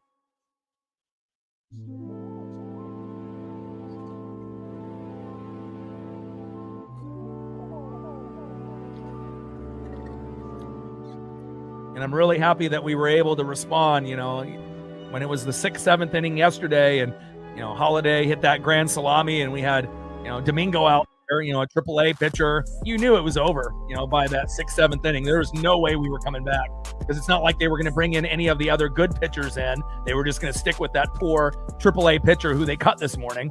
And we brought obviously someone new from AAA to see if he'll be better, but, you can't expect a whole lot from AAA guys. But I wouldn't mind seeing Cade Anderson join this team sooner than later, dominating AA. They want him to go into AAA and dominate there, but you have to assume at some point with all these injuries and issues with pitchers in the starting rotation in the pen that Cade will, be on the team either after the All-Star break or at the very latest in the playoffs. Top of the 4th inning, 6-4 Orioles, runner at first with 2 outs.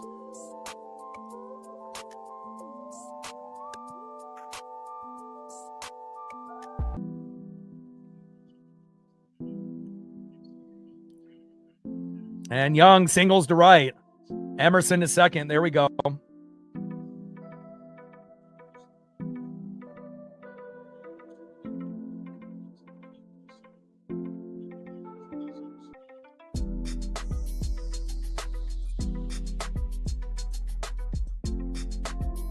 Next up is Julio Rodriguez, 1 for 1 with a base on ball.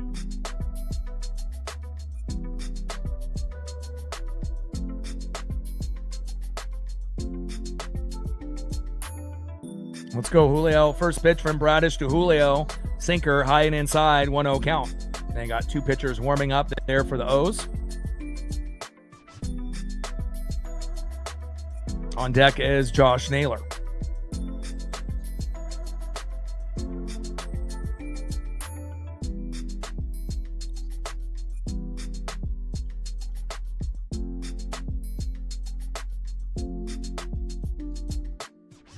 Hard hit ball by Julio, and it drops into right field. Go, baby, go. And a run scores. Great job there by Emerson. 6-5, Baltimore.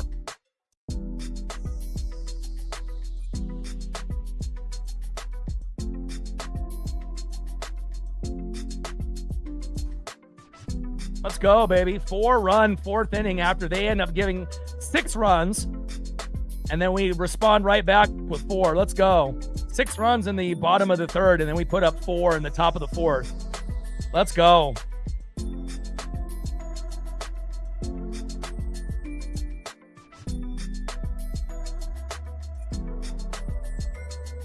Amazing. And Naylor flies out to left, and that is out number 3. We're back in it. I mean, how many times does a team, end up putting up a 6-run inning and then you end up, being down 6-1 and people are thinking, oh, the game's over. I'm going to turn it off. I'm going to leave and whatnot. And then all of a sudden the Mariners in the next half inning put up 4 runs, and we're only down a run now. So you always have to have that faith. It's so easy to get negative with baseball, the Mariners, and life. You just got to be able to have that faith that, good things will happen. Now, will they happen every time? No. Sometimes we'll get blasted like we did yesterday, but with the talent that this team has, you got to have a mindset like we're the Dodgers, that no matter what happens, more times than not, that we're going to find a way. And we've been able to prove that in the last couple of years. Mariner Moose is some good luck, let me tell you. Let's go to the bottom of the 4th inning and see who's up next here for the Orioles. Next up for the Orioles, 1-for-1 with a run and an RBI, center fielder Colton Cowser. Batting second, 0-for-1, third baseman Kobe Mayo. And batting third, 1-for-1 with a run, second baseman Jackson Holliday. What a fantastic comeback there by the Seattle Mariners. 31 subs to go to 24,300. We broke 6.1 million views. Just a few days ago, we gained another sub just in that last commercial break. Appreciate you. 30 to go. We're still waiting on our first dono on our dono train. And let's see where we're at on the likes with 202 in the room. Actually, we got 10 on the dono train, 90 to go. And we're at 107.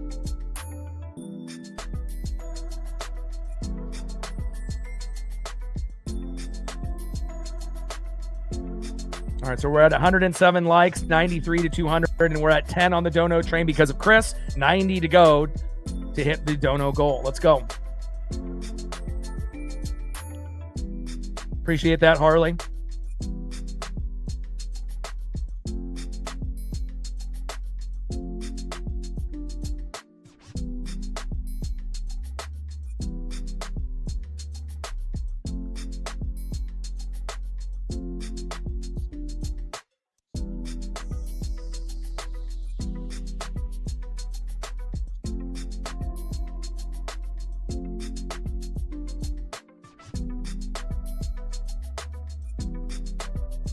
And once we go to the next half inning, I can kind of take a quick peek here, trying to see if everything, the mics haven't switched off to the computer itself. So I may have to unplug everything and plug everything back in again. First pitch from Wu to Cowser is high and away, 1-0 count. 1-0 pitch, takes a strike looking right down the middle, 1 ball and 1 strike from Wu to Cowser. 1-1 pitch, takes a strike looking, high and inside, 1 ball and 2 strikes from Wu to Cowser.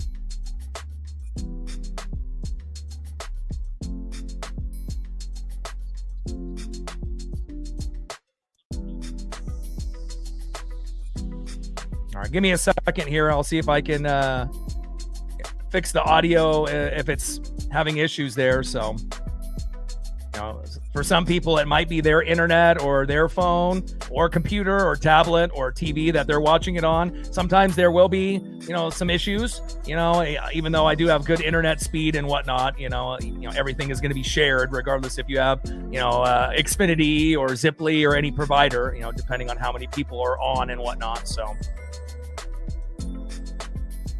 but if it continues to be an issue, just let me know. And then if I need to unplug everything and plug it back in, let me know. And then I can always try to, figure it out. But I guess it really just depends on how many people are having issues. If it's everyone is having issues, then, but if it's only like 1 or 2, then, we'll see. But just keep me posted in the chat. And if I need to unplug everything and recalibrate everything, let me know. And I got you. Pitch is high and inside. 2 balls and 2 strikes from Wu to Cowser.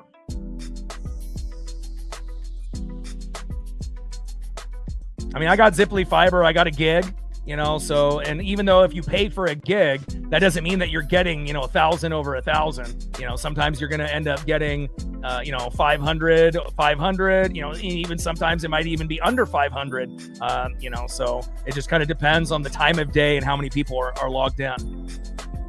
Cowser pops out to third, and that is 1 away.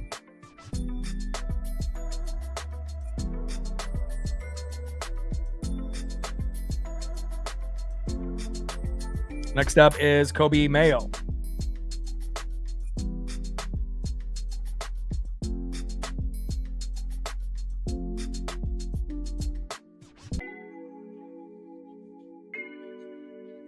Bottom of the fourth inning, 6-5 Orioles.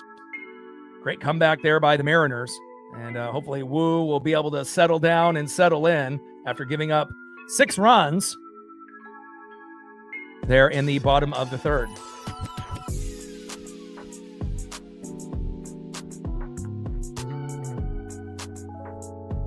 First pitch from Wu to Mayo, fouls it off towards third base, 0-1 count.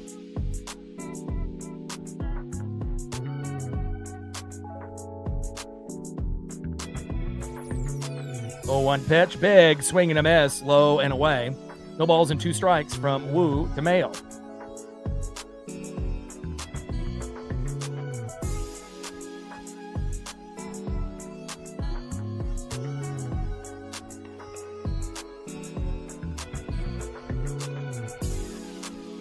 Let's go, Wu. Bottom of the fourth inning, 6-5 O's.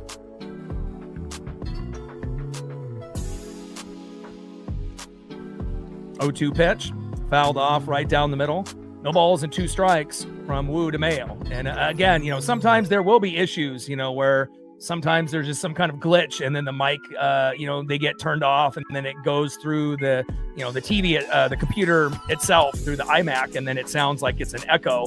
And obviously I have to recalibrate it or unplug things and plug it back in. Sometimes it'll end up being an internet issue, sometimes a YouTube issue, sometimes a StreamYard issue, like we had with the photos a few days ago, and it took them 3-4 days to fix it, since the photos wasn't lined in. But, since everyone is watching at their own house or wherever they're at with their phones or tablets, TVs, or computers, and depending on internet connection, it could be an issue on the user on your guys' end too, but there will be times it will be on me as well. So, that's why communication is key, and you guys just let me know, and I'll try to do my best to get it on point if it is an issue on my end. 0-2 pitch, and Mayo ends up singling to left. Next up is Jackson Holiday.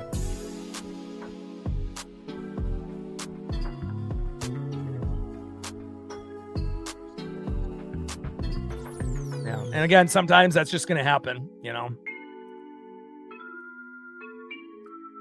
And I usually try not to, if I'm, watching the actual game, I try not to use, Wi-Fi, and whatnot. But again, it really just depends on how many people are logged in. And, it's like you assume if you pay for a gig, you're going to get a gig. But I do speed tests all the time. And, just because you pay for 1,000 over 1,000 doesn't mean you're getting it.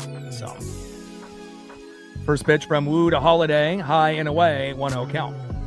But again, it is what it is. We just got to be able to do the best we can with what we have. Bottom of the fourth, 6-5 O's with a runner at first and 1 out. Little dribbler up the middle, double play, throw back to first, got him!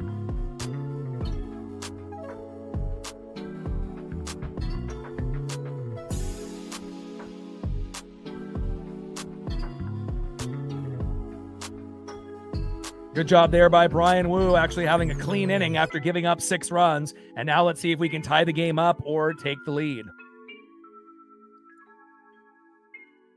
Next up for the Mariners, 0 for 1 with a run, base on ball, and a K, left fielder Randy Arozarena.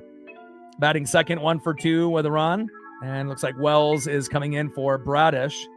And batting second is going to be Luke Raley. And what is Luke Raley right now? 1 for 2, and then batting third is Dominic Canzone. Obviously, back-to-back home runs by Raley and Canzone to get us back into the ball club. All right, let's see what we got here. All right, so 6 runs, 6 hits, no errors for Baltimore. 5 runs, 7 hits, no errors for Seattle. And next up is Randy Arozarena.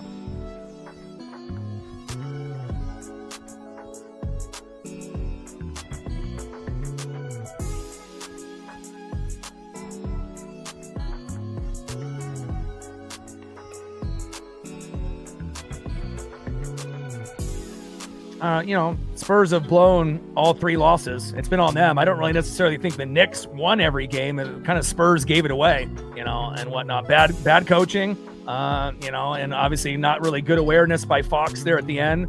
Instead of going for the layup, he should have just dribbled it out and waited for them to foul them and, go to the line, try to make the free throws, and they could have ended up winning the game. But, anytime you end up making history, when you're down 29 and you come back and win, you got to give the Knicks credit. Karl Anthony Towns came into the, finals as a soft player, and actually has been more aggressive, and that's exactly what they needed. It can't be just Jalen Brunson. And we've actually had a very entertaining NBA finals and a very entertaining NHL Stanley Cup final between the Hurricanes and the Golden Knights as well. Series tied 2-2 going into tonight's game 5. So it's probably one of the first times where we've seen the finals in the NBA and the NHL be this kind of close. And I don't think anyone anticipated the Knicks going up 3-1, not even Knicks fans. But, again, that's what happens sometimes with poor coaching and whatnot. So let's go to the top of the 5th, 6-5 Orioles.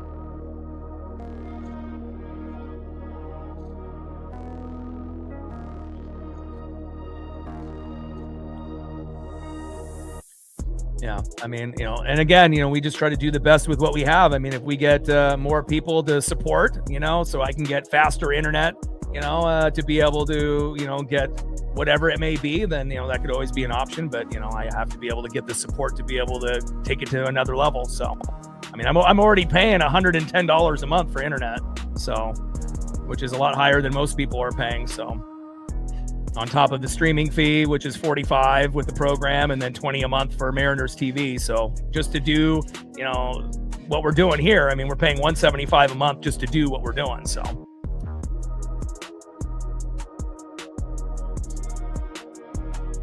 big swing and a miss there for Randy Arozarena, and that is 1 away.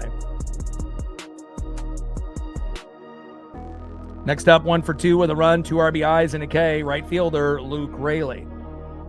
On deck, DHing Dominic Canzone.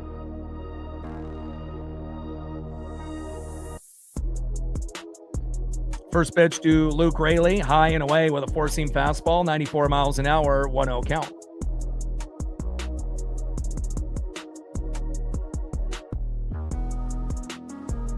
Vegas is up 1-0. Very good series in that Stanley Cup final.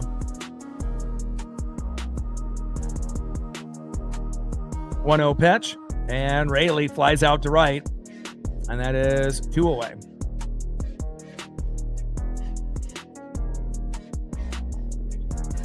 What a catch out there on the wall, taking that ball away from Luke Raley. Next up is the Italian Stallion in the 6-hole, DHing Dominic Canzone. I feel like also too, depending on what you have for an internet provider, depending on how many people are logged in at the time, that will affect it too. So I think more people have, because when I ended up initially getting Ziply Fiber, which is better than Xfinity, not very many people in my area had it. But I think as of late, within the last maybe 6 months or so, there's been quite a few people that have, got it, and so that's probably a little bit of an issue as well. So 0-1 pitch, and Canzone lides out to center. And that is out number 3.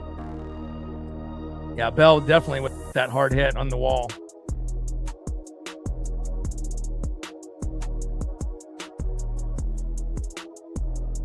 All right, let's go to the bottom of the 5th inning. 6-5 O's. Let's see who's up next here for Baltimore.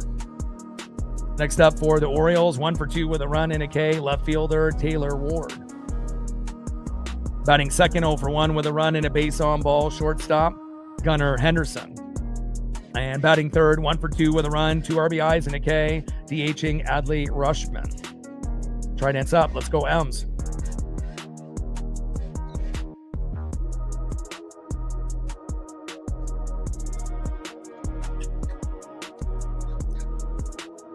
Shout out to my boy Brooks Beats with the best beats on YouTube.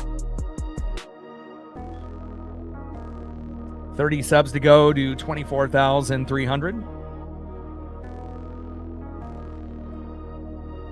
Gained 4 subs since the last commercial break. Appreciate you. 26 subs to go to 24,300. Shout out to our female audience as well as all the new subs and people watching in the United States, Canada, Mexico, South America, Asia, and beyond.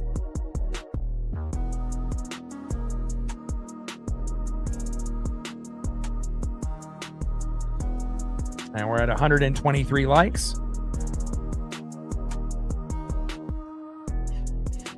$77 to $200.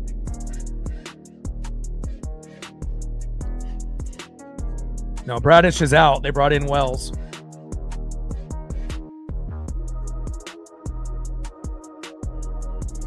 Tyler Wells.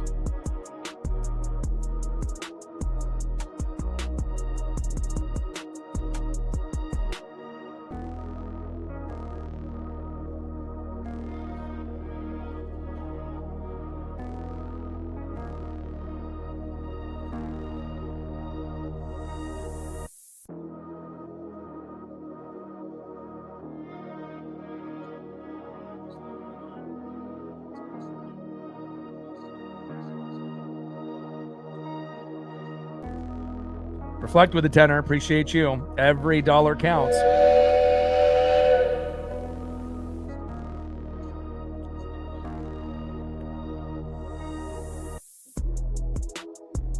Appreciate you. Velasco in the building. What's good? First pitch from Woo to Ward. Takes a strike looking high and inside with a sinker, 95 miles an hour. 0-1 count. 4-0 at home, 1-4 on the road for Brian Woo. So very similar to like a Logan Evans last season. As we know with Evans, he was electric at home, but not very good on the road. And hopefully Woo will be able to figure it out, but at least he didn't give up, another big inning like he did in the previous. So we're back in it, especially with those home runs by Aurelia and Canzone. 0-2 pitch, low and away, slider 89 miles an hour, 1 ball and 2 strikes from Woo to Ward. Bottom of the 5th, 6-5 Orioles. And again, at one point, it was 1-1, and then all of a sudden ended up being 6-1.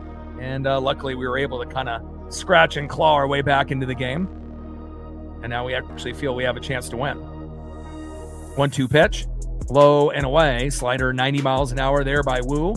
2 balls and 2 strikes with nobody on and no outs. Bottom of the 5th, 6-5 Baltimore.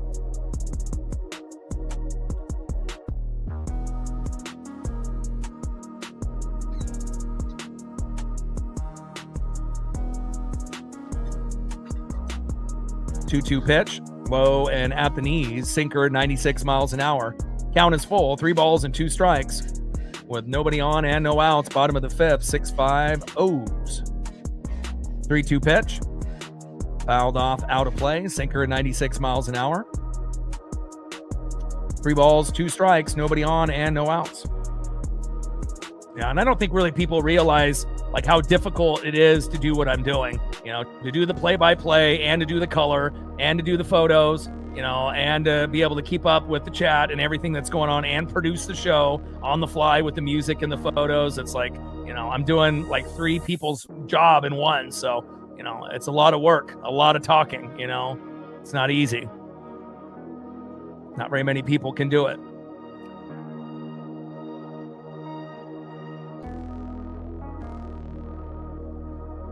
And that ends up being a pitch to inside, and that's a walk. Next up is Adley Rushman.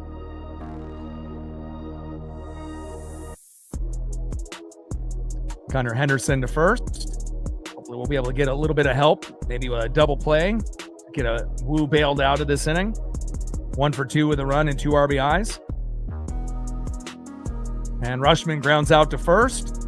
Ward gets to second, and that is 1 away. Next up in the 4-hole, 1 for 2 with a run with 2 RBIs, first baseman Pete Alonso. And on deck in the 5-hole, catcher Samuel Basayo. Let's go, Woo.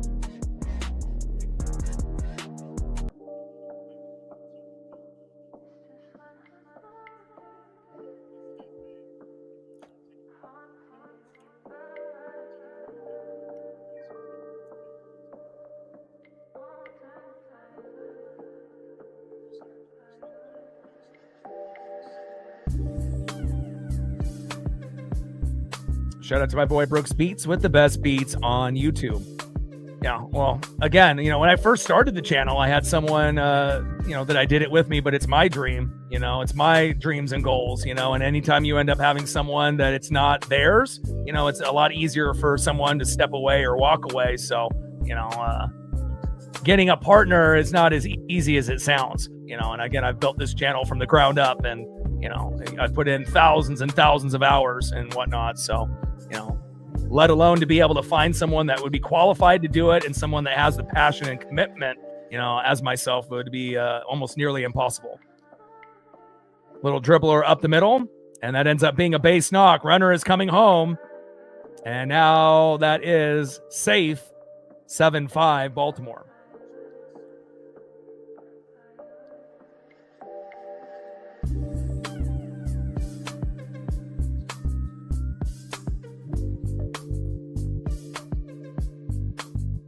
Plus, I usually prefer the games that are on Mariners TV rather than on ESPN or some of these other broadcasts and whatnot. So usually when they're on, ESPN and some of these others, it's obviously not as good, as we know. We'd rather have our guys calling the game like Goldie and whatnot.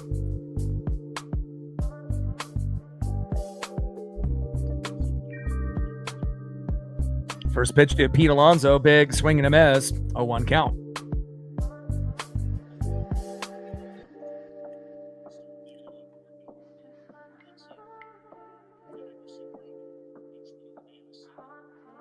Oh, 1 pitch popped up and out of play. Behind the plate, no balls and 2 strikes to Pete Alonso.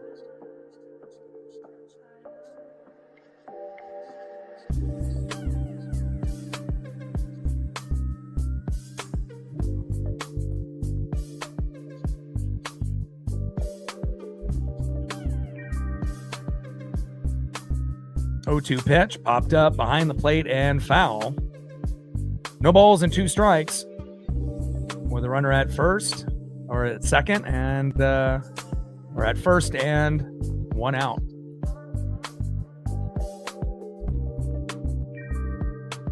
Come on, Woo.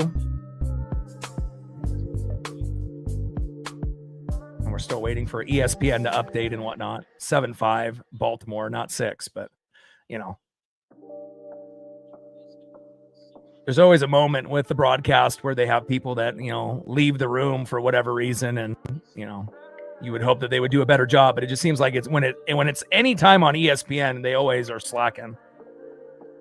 Big swing and a miss, and down goes Alonso. And that is 2 away.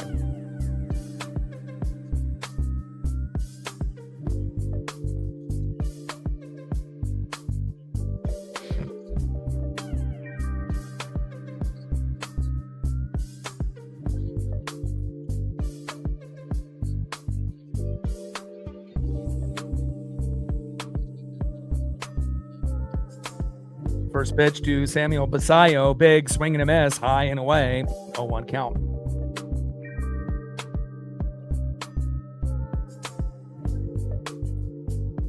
A lot has happened.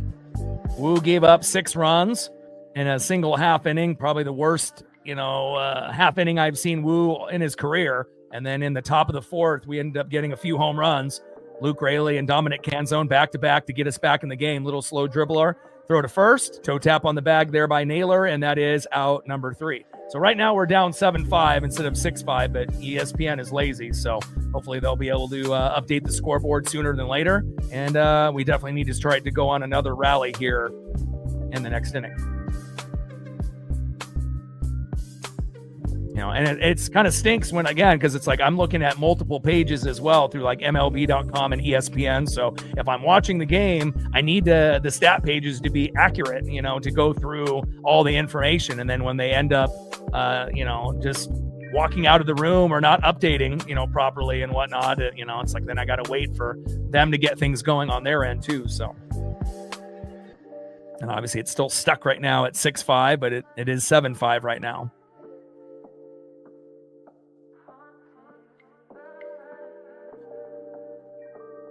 Let's go to the top of the 6th inning, 7-5 Baltimore.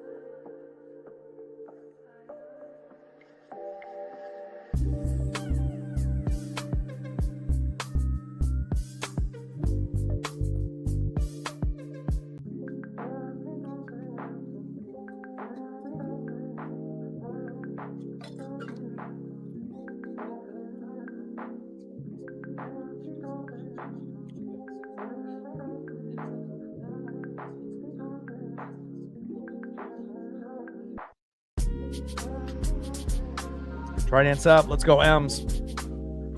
26 subs to go to 24,300. Gained another sub since the last commercial break. Appreciate you.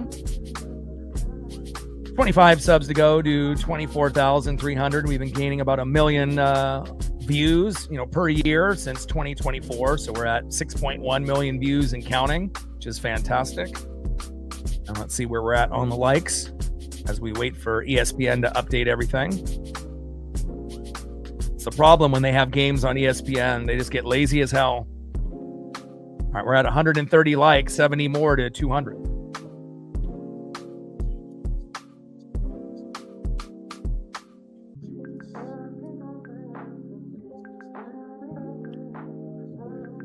Appreciate you.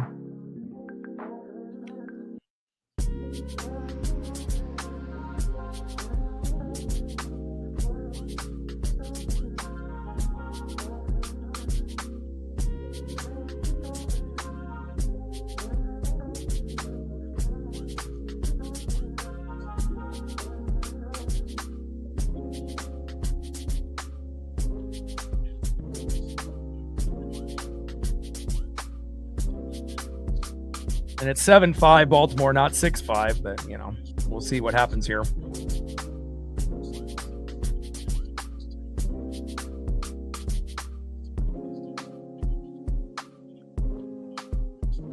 Miles Mastroboni in the box. 1 ball and 1 strike to Miles Mastroboni.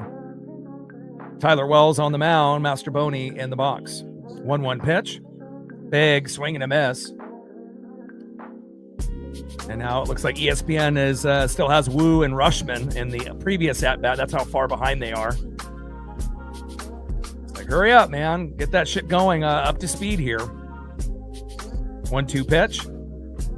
Big swing and a miss. Down goes Miles Mastroboni, and that is 1 away. Next up in the 8-hole, catcher Johnny Pareda. I mean, they're still back on the Pete Alonso at-bat from the previous inning. Come on, ESPN, you lazy asses. On deck is Colt Emerson. Because I rely on, those other websites to give me, the speed and the location. And, I'm watching the game, but I'm also on those pages as well. So if obviously they're slacking, looks like they finally updated the scoreboard at least, but they're still on the Pete Alonso at-bat from the previous inning. Now we have Johnny Pareda up on an 0-1 count.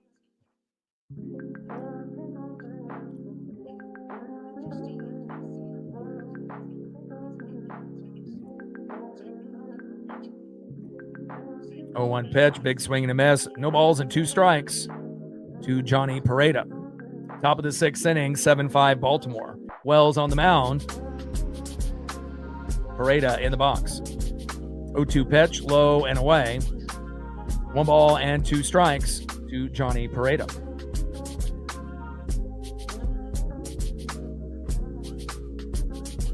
That's the problem when, we end up getting a game, that's on ESPN and it's not on Mariners TV. When it's on Mariners TV, everything is good to go. But anytime it's not on Mariners TV, this is the type of shit that happens. Pitch fouled off. 1 ball and 2 strikes from Wells to Pareda.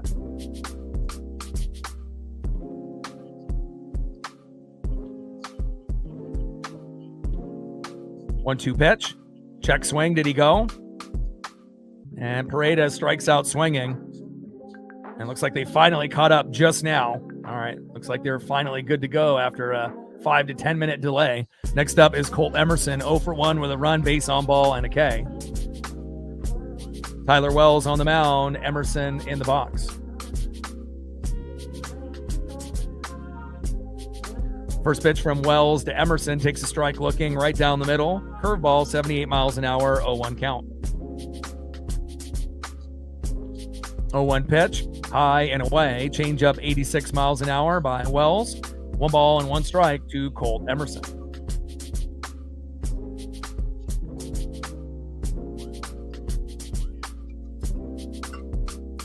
These announcers on ESPN are fucking terrible. 1-1 pitch. High and away. 2 balls and 1 strike from Wells to Emerson.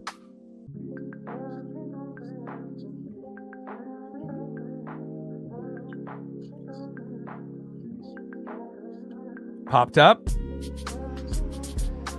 And that ends up being an easy out there for Baltimore, and that is out number 3. All right, let's go to the bottom of the 6th inning and see who's up next here for the Orioles.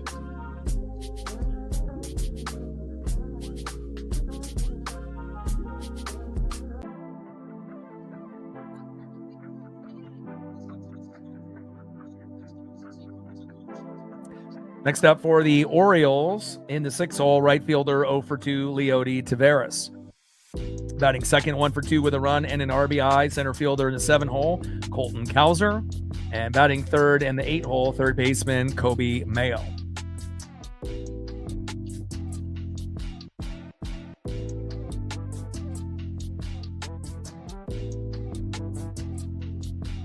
And they're going to bring in Alex Hoppe, which is not ideal. You know, he's one of our worst pitchers in the pen since we have no Cooper Criswell and Matt Brash. And hold your breath. Could end up being not ideal here, but let's look at Woo's final line. All right, Woo's final line, 5 innings pitched, 7 hits, 7 earned runs, 1 walk, 4 Ks, 83 pitches, 54 strikes with a 4.28 ERA. Not good. And again, normally with Woo and Kirby, they're usually the top 2 guys on the squad, but right now Miller and Hancock are our top 2, and Woo and Kirby have been struggling. Gilbert and Castillo have been getting better, but not what we expected here today. And then now we're going to bring in Alex Hoppe, who's terrible. ERA above 6, so hold your breath, and hopefully he'll be able to get some help with the defense. And we're down 2, but again, we need those bats to heat up again. Shout out to my boy Brooks Beats with the best beats on YouTube. 25 subs to go to 24,300. Gained another sub since the last commercial break. Appreciate you. 24 subs to go to 24,300.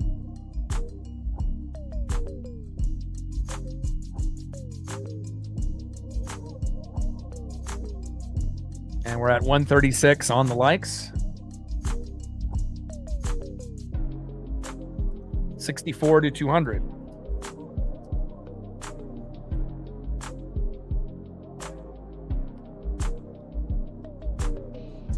First pitch popped up into right field. Rayleigh is there on the wall, and that is 1 away.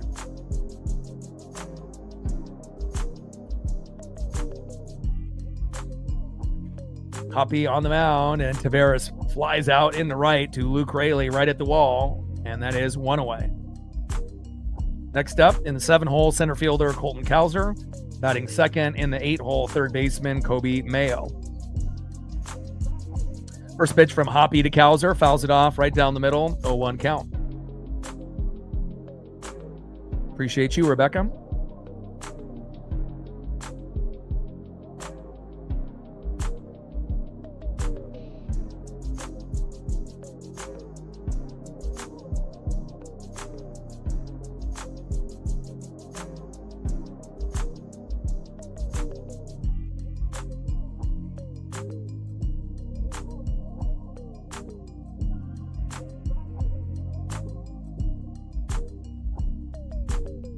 Oh, 0-2 pitch, big swing and a miss, and down goes Cowser, and that is 2 away.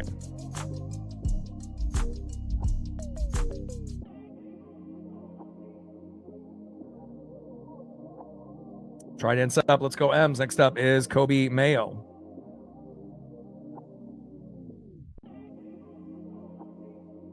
Kevin Brown, David Ross, and Adam Ottavino. No, thank you. Terrible. First pitch from Hoppe to Mayo. Takes a strike swinging with the slider. 0-1 count. Looks like he went around. 0-1 pitch. Low and away from Hoppe. Sinker at 96 miles an hour. 1 ball and 1 strike from Hoppe to Mayo. Bottom of the 6th, 7-5 Baltimore.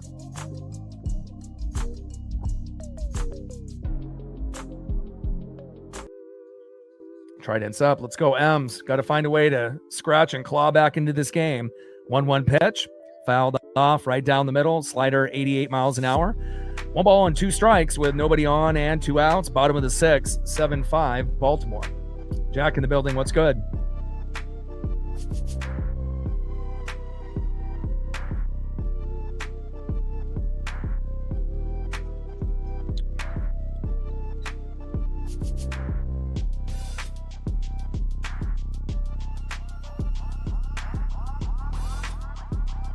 Well, Mooney got a save for us in his last outing. So obviously we know Mooney has been, bad this year, but he's had, some moments where, he's been able to at least save the game instead of, when we have the game tied or have a run, up and then he blows it and whatnot. But Hoppy is much worse. I mean, when we first brought him up, he ended up, striking out the side, but then they made him go 2 innings and then had a meltdown. But, ever since the hot start for Hoppy, he's not been good. I mean, his ERA is above 6, so. And then in the last time that we saw him, he threw a pitch right into the ground, which was probably one of the worst pitches I've ever seen. So, I mean, essentially Hoppy's a AAA pitcher. So Mooney obviously is not AAA, even though Mooney hasn't really played that well, to our standard this year. 2-2 pitch, low and away. Count now is full. 3 balls and 2 strikes from Hoppy DeMayo. 3-2 pitch, and what do you know? Alex Hoppy actually having a good inning. And that is strike 3. Great job there by Hoppy. And again, Hoppy normally is not very good. So kind of a nice thing to be able to see, not him give up any runs there. Nice job there by Hoppy. I was a little optimistic, but there we go. Rick Riz, he's loving it. And let's see who's up next here for the Mariners as we go to the top of the 7th. Let's see if we can end up getting another run or 2 on the board. Next up for the Mariners, 3 for 3 with a run, RBI.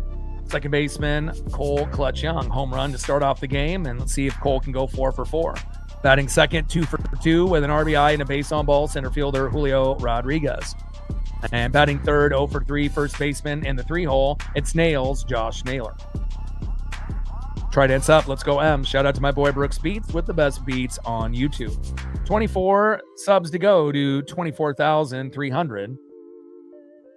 I gained another sub since the last commercial break. Appreciate you.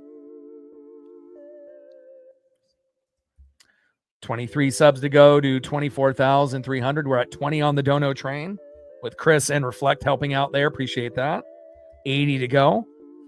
I don't see how many likes we need to get to 200 as we approach the top of the 7th inning. And we're at 142. 58 to go.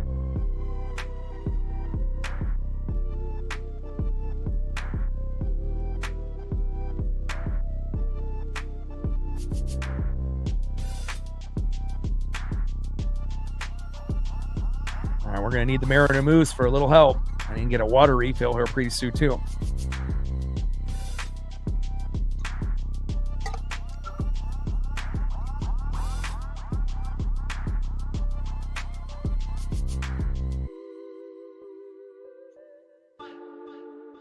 Appreciate you. Another tenner there from Reflect. Thank you so much. Every dollar counts. We're at 30 on the Dono train. 70 to go. Appreciate you very much. Let's see if we can get a nice little rally. Obviously after giving up 6 runs, more times than not, the game is over. But luckily we had back-to-back home runs by Luke Raley and Dominic Canzone to get us back into the matchup. But again, now we're down by 2 runs again, and hopefully we'll find a little bit of that Mariner magic and that Soto mojo. First pitch, big strike looking, high and away, 0-1 count. 0-1 pitch, big swing and a miss, low and away. No balls and 2 strikes from Tyler Wells to Cole Clutch Young.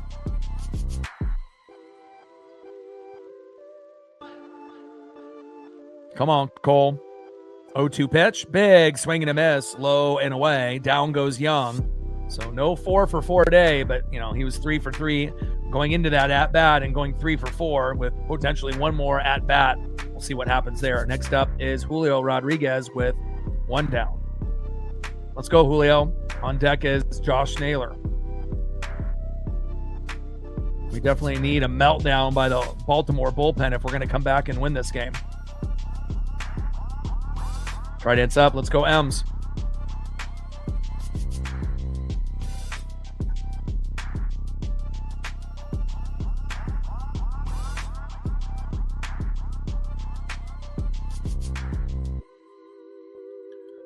First pitch to Julio, low and away. Big swing and a miss with that cutter. 88 miles an hour, 0-1 count.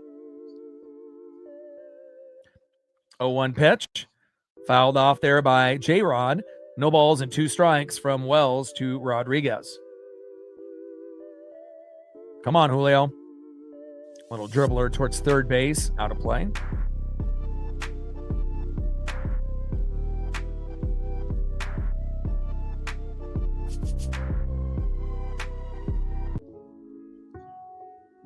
Oh-2 pitch.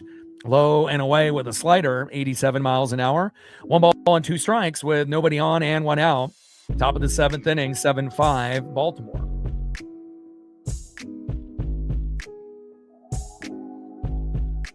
One-two pitch, low and away. Change up 87 miles an hour there by Wells. And that's being challenged.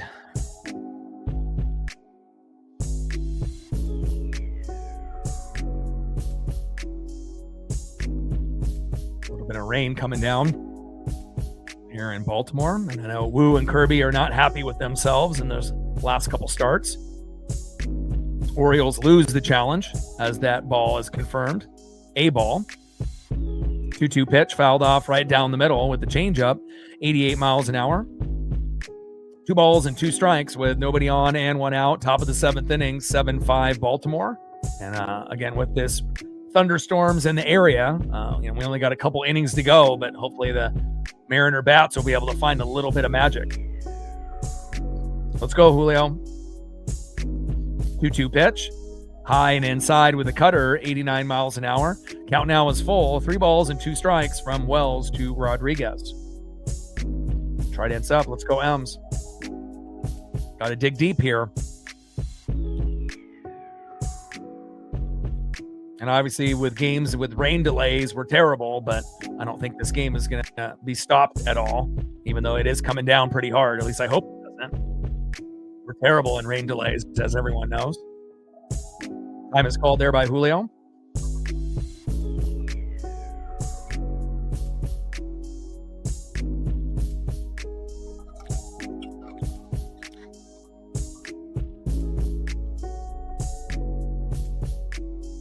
And Julio on that 3-2 lines out to center, and that is 2 away.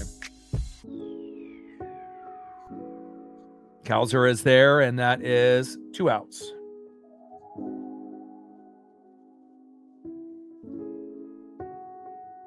Next up is Josh Naylor. On deck is Randy Arozarena. Someone's got to be able to get something here. 8 up and 8 down for the bullpen in Wells. We got to be able to get something going here.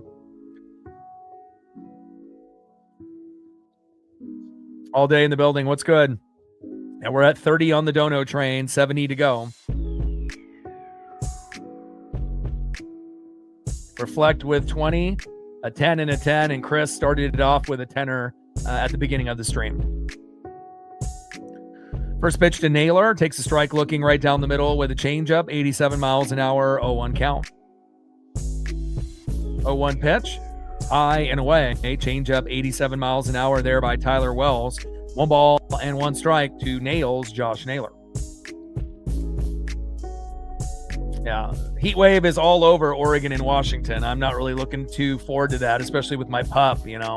On one of the days, I'm going to have to wake up at like 5 or 6 a.m. to do 1 walk with Paisley and then do another walk at like 8 or 9 a.m. because one of the games versus the Nationals is going to be on at like 10:30, like on Sunday, I think. So, hopefully people have AC. You may need it for 3 or 4 days and then it'll cool down, but it's going to be into the 90s and hundreds, or high 80s to hundreds, 85 to 100 degrees for 3-4 days for a lot of people. So, and then there'll be at least 1 or 2 days close to 100 for most people. So we'll see how that goes. Pitch fouled off there by Naylor. 4-seam fastball, 94 miles an hour there by Tyler Wells from the bullpen, who's been pitching well. We need him to have a meltdown. 1 ball and 2 strikes with nobody on and 2 outs. Top of the 7th inning, 7-5 Baltimore.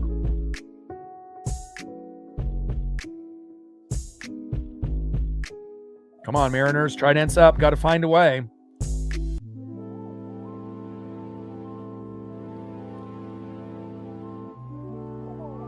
1-2 pitch. high and away. 2 balls and 2 strikes from Wells to Naylor. 2-2 pitch, fouled off there by Josh. Count still remains 2 balls and 2 strikes from Wells to Naylor as that one flies into left field, out of play. Quite a bit of rain coming through here in Baltimore. Thunderstorms is what they were mentioning a few minutes ago.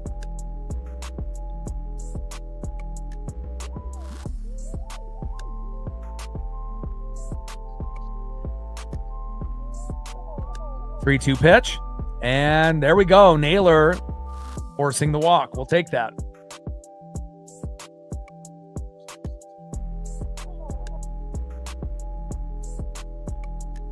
All right, next up, 0 for 2 with a run, base on ball, and 2 Ks is Randy Arozarena. On deck is Luke Raley.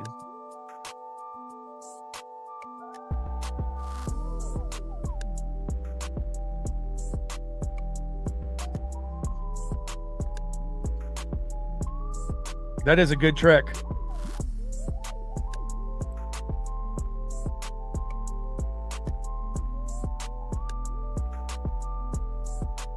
First pitch from Wells to Arozarena. Takes the strike looking high and inside. Cutter 90 miles an hour, 0-1 count. Come on, Randy.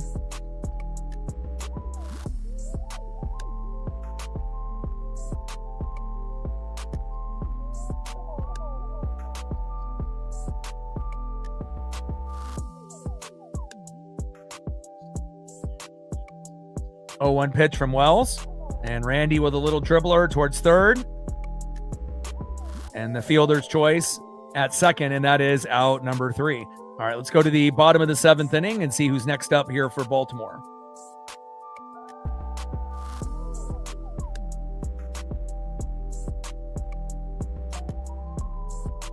Next up for the Orioles, 1 for 2 with a run, second baseman Jackson Holliday. Batting second, 1 for 2 with 2 runs and a K, left fielder Taylor Ward. And batting third, 0 for 2 with a run and a base on ball, shortstop in the 2-hole, Gunnar Henderson. And I'm curious to see if they're going to have Hoppy go again. He only pitched 10 pitches, so. Or if they'll make a change. I need to grab more water. I'll be right back.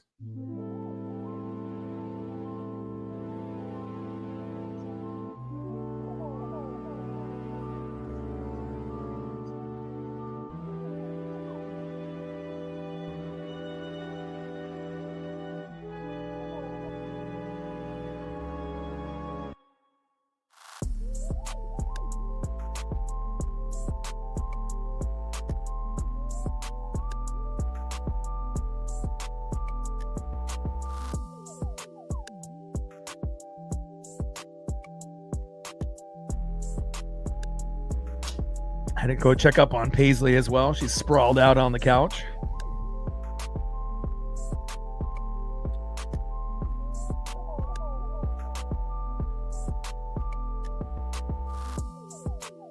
And at least Hoppy's got his ERA below 6 now, so at least that's something positive.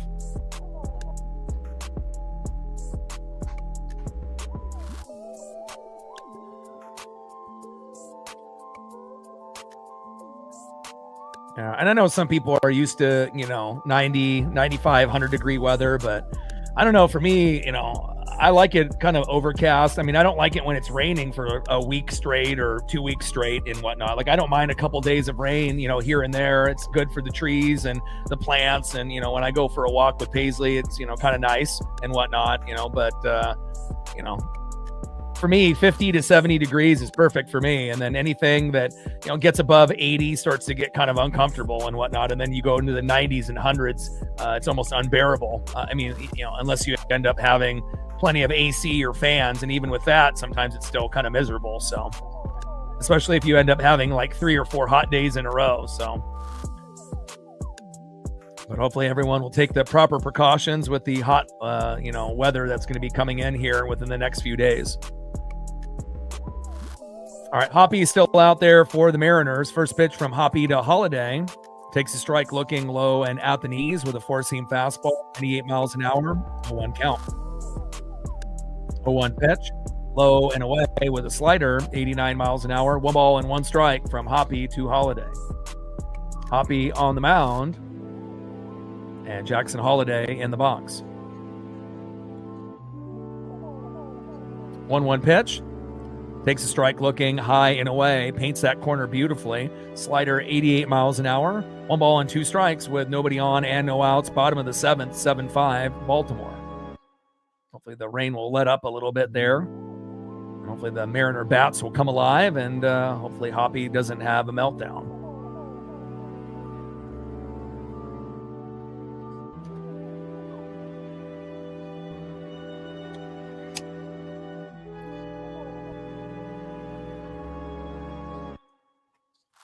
One-two pitch.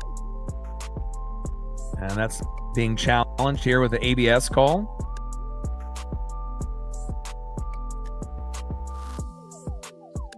Let's see if Johnny can win this call.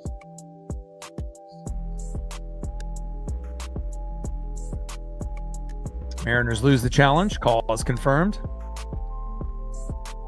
2 balls and 2 strikes from Hoppy to Holliday. 2-2 pitch, and Holliday grounds out to second, and that is 1 away.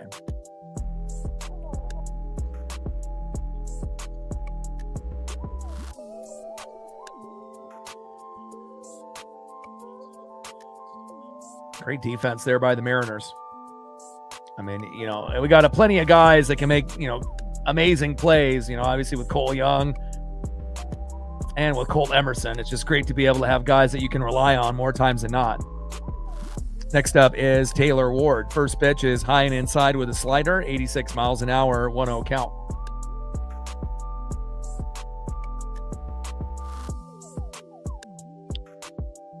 One-0 pitch, high and away. Sinker, 96 miles an hour, 2 balls and no strikes with nobody on and 1 out. Bottom of the 7th inning, 7-5 Baltimore. So, I mean, when we were at the 1-0 lead, and then Wu ended up giving up 6 runs in a half inning, and luckily right after that we got back-to-back home runs by Rayleigh and Canzone. But now we're still down by 2 runs here, and we haven't really been able to do anything against the bullpen on the Orioles yet with Wells, but hopefully at some point we will. 2-0 pitch, low and away. 3 balls and no strikes from Hoppy to Ward. I mean, if we have any chance of winning this game 8-7, we can't let them score anymore. 3-0 pitch, and that is a 4-pitch walk from Hoppy.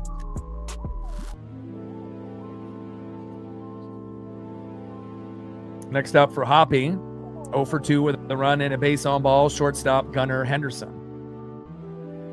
First pitch to Gunnar, fouls it off, high and inside, 0-1 count.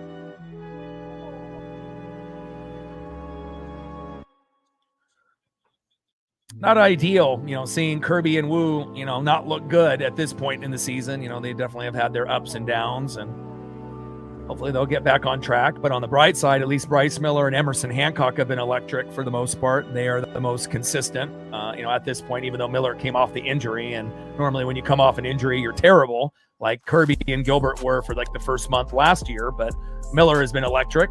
And then obviously we know with Gilbert and Castillo, they are our worst 2 starters. And, you know, they've been getting slightly better, though, as of late. So just got to be able to get bodies healthy out there. 0-1 pitch, low and at the knees. 1 ball and 1 strike from Hoppy to Henderson. Hopefully we get Cal Raleigh and JP back within a week or so. And Brendan Donovan, it seems like, is still 2-3 weeks out. So obviously his injury was a lot more serious than we first initially thought. 1-1 pitch, low and at the knees, sinker 98 miles an hour. 2 balls and 1 strike with a runner at first and 1 out in the 7th, 7-5 Orioles.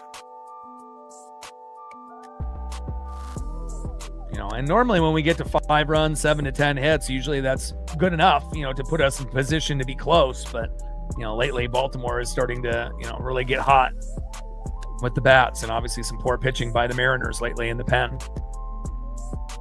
Oh, did he catch that? Wow, Miles Mastroboni sliding with Johnny Pareda in foul territory, and he comes up with a play. Wow. My goodness, I didn't think he got that, but apparently he did. Let's look at this replay again. Gets popped up a mile. Pareda throws off his mask.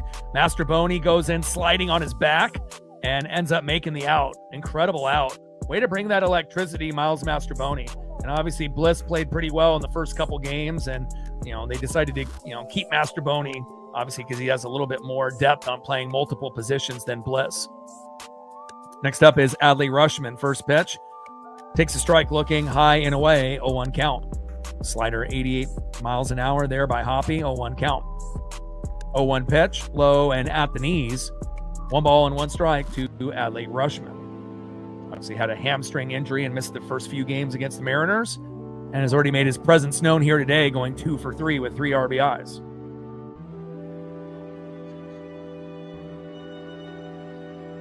1-1 pitch, low and at the knees with a slider. 2 balls and 1 strike with a runner at first and 2 outs. Bottom of the 7th, 7-5 Orioles.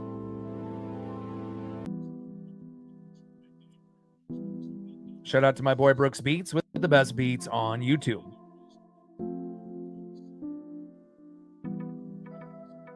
Two 1 pitch, low and at the knees with a 4-seam fastball. 97 miles an hour, 3 balls and 1 strike with a runner at first and 2 outs. Bottom of the 7th, 7-5 Baltimore. Come on, Hoppy.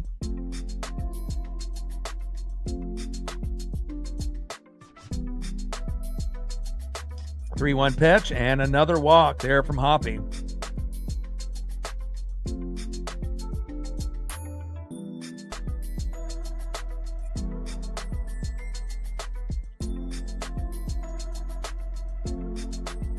Next up is Pete Alonso.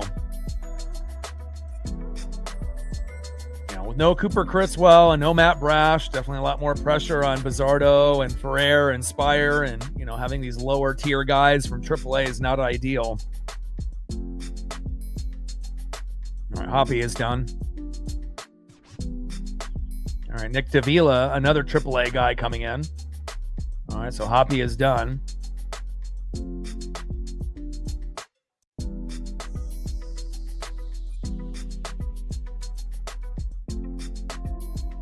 And Hoppy not giving up any runs is fantastic, considering Wu gave up 7, all 7 so far.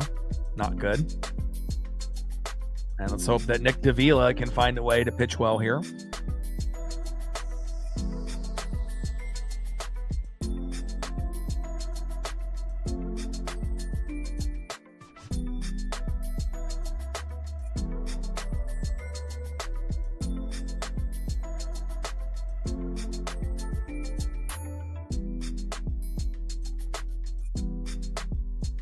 All right, Nick.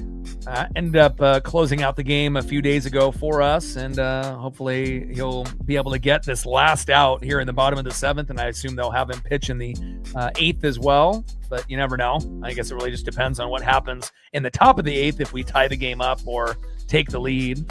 But hopefully we don't give up any more runs, because again, at this point, late, in the bottom of the 7th, we need to keep this game within 2 runs. If it goes over 2, I'm not sure if we're going to be able to fully come back. I mean, I still think that we could put up some runs, but definitely want to keep this within 2 runs if possible.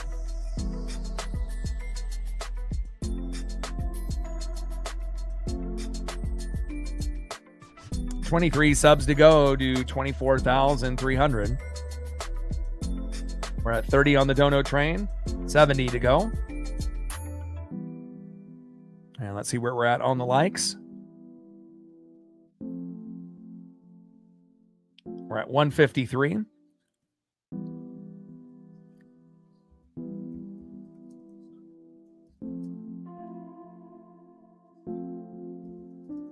$47 to 200. Yeah, Hoppy did good. I mean, anytime you don't give up a run or 2 or 3 or 4 and you come out of the pen and you're a AAA pitcher, he did great. So, and now we just got to hope Davila can play, on that same kind of level. Not sure if he'll be pitching in the 8th or not, but hopefully we can get this last out here. First pitch, a little dribbler towards third. Fielder's choice at second. There we go. And that's exactly what we needed. Great job there by Nick Davila. And we'll hopefully have Nick in the 8th, and he'll pitch well. And we got to hope that we can tie this game up, or at least get 1 run in the 8th, 1 run in the 9th. unless we can end up getting 2 runs in the 8th or 9th. But again, we got to get it done now. Let's see who's up next here for the Mariners. Time is running out, but we still have a chance. Let's go to the top of the 8th inning. 7-5 Baltimore. Now Garcia is coming in for Wells. Next up is Luke Raley. On deck is Dominic Canzone. And batting third is Miles Mastrobuoni.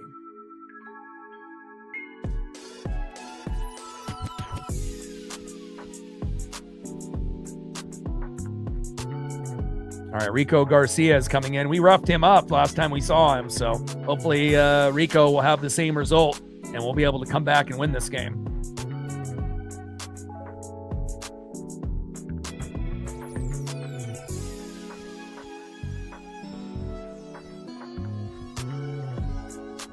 But Rico had a big meltdown the last time that we saw him in the series, so hopefully the same pattern will emerge. And we had home runs by Luke Raley and Dominic Canzone back-to-back just a few innings ago in the top of the 4th. So 5 runs, 7 hits, no errors for the Mariners. 7 runs, 7 hits, no errors for Baltimore. So the game is still in reach, but we may need those bats to come alive again. Trident's up. Let's go, M's.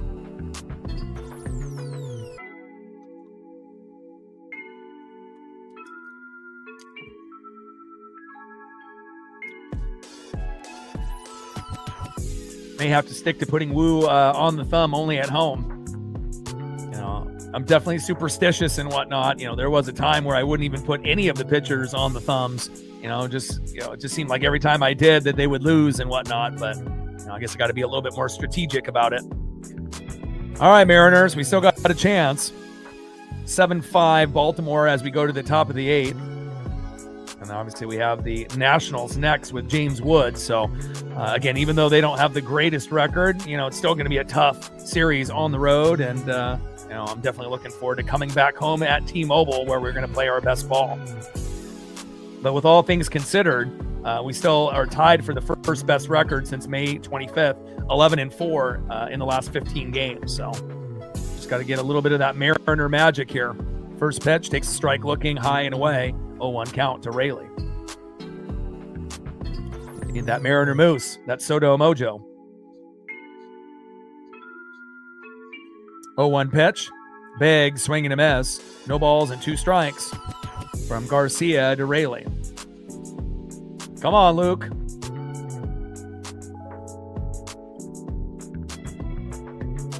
0-2 pitch. And Raley flies out to left. And that is 1 away. Rico Garcia on the mound. Now up for the Mariners, Dominic Canzone. On deck is Miles Mastrobuoni. I would like to see us, do a little bit more small ball as well. We haven't been bunting at all, and again, nobody in MLB practices bunting defense, and I feel like the teams that bunt, on a regular basis do a hell of a lot better, Again, you're not going to be safe every time, but there's usually a high throw, some type of error that typically happens. Everyone running around with their head cut off, when they end up trying to cover a bunt. And sometimes you can even get a double off a bunt. So, sometimes you got to be able to open up the game and be a little unorthodox, a little outside the box compared to everyone else. First pitch is high and away, 1-0 count. 1-0 pitch, fouled off there by Dom. 1 ball and 1 strike to Dominic Canzone. We definitely need a Dom bomb, baby. I mean, he's already got 1 for us today, but I know it's asking a lot to get 2. But if we're going to win this game, we're going to need it. 1-1 pitch, high and away. 4-seam fastball, 95 miles an hour. 2 balls and 1 strike with nobody on and 1 out. Top of the 8th, 7-5 Baltimore.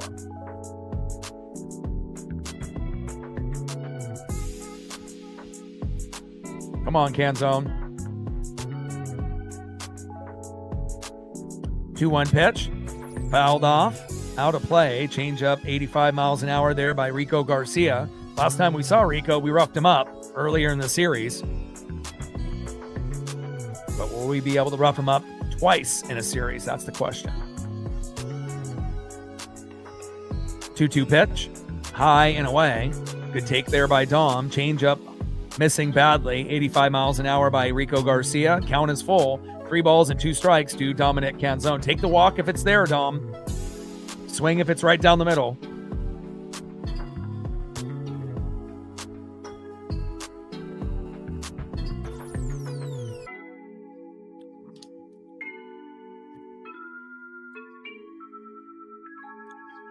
Three-two pitch. And lined out to left. And that is 2 away. Wow, hell of a fucking catch out there in left field.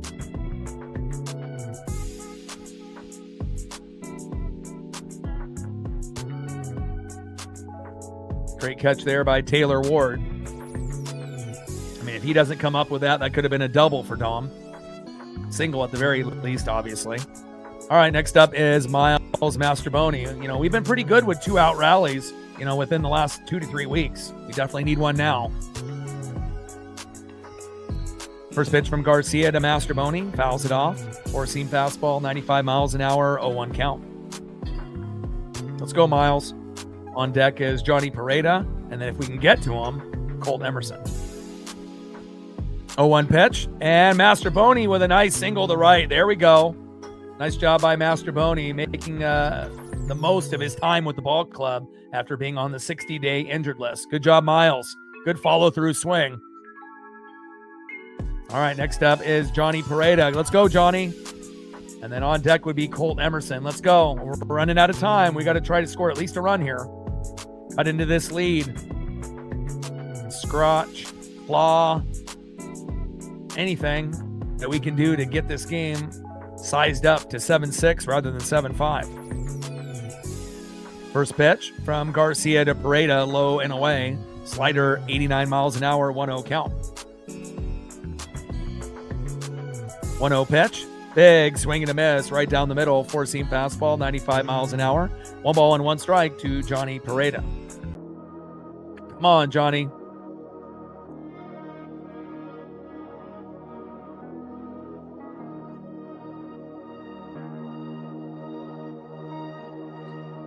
One pitch, fouled off there by Pareda. Right down the middle, 4-seam fastball, 96 miles an hour.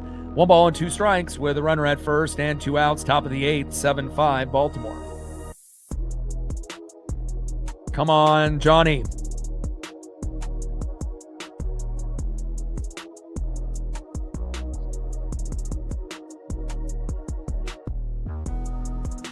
Grant Wolfram, the lefty, warming up in the pen for Baltimore.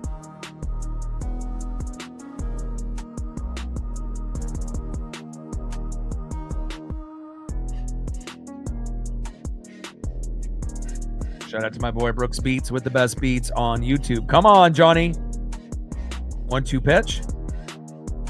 Low and away. 2 balls and 2 strikes from Garcia to Pareda. And before that, we had a throw to first, and obviously Mastroboni was safe.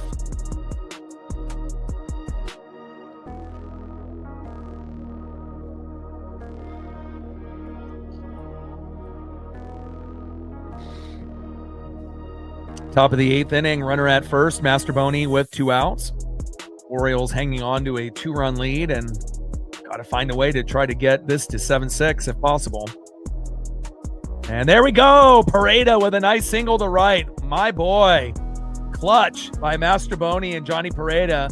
You know, usually the, maybe weak links to some people. But nice job there by Mastroboni and Pareda coming up in the clutch with 2 outs. Runners now at first and second for Colt Emerson. And then if we can get to him, on deck would be Cole Young. Let's go. And again, they're going to make a pitching change. And I told you last time that Rico Garcia was in, we roughed him up. And, we didn't score runs yet, but Rico is done. And now it looks like they're going to be bringing in the lefty, Grant Wolfram.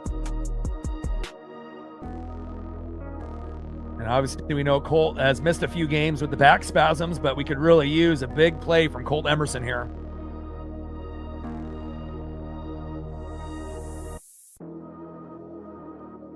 Wolfram's got an ERA of 4.34 from the pen, so should be a little bit of wiggle room. All right, Grant Wolfram coming into the game, the lefty. on the mound.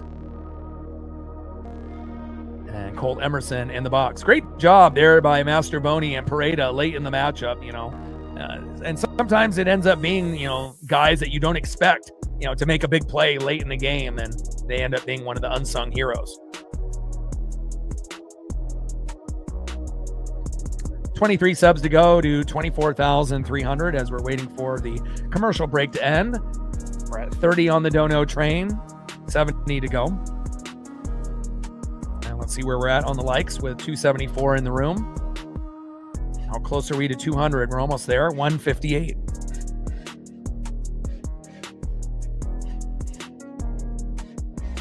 $42 more to 200.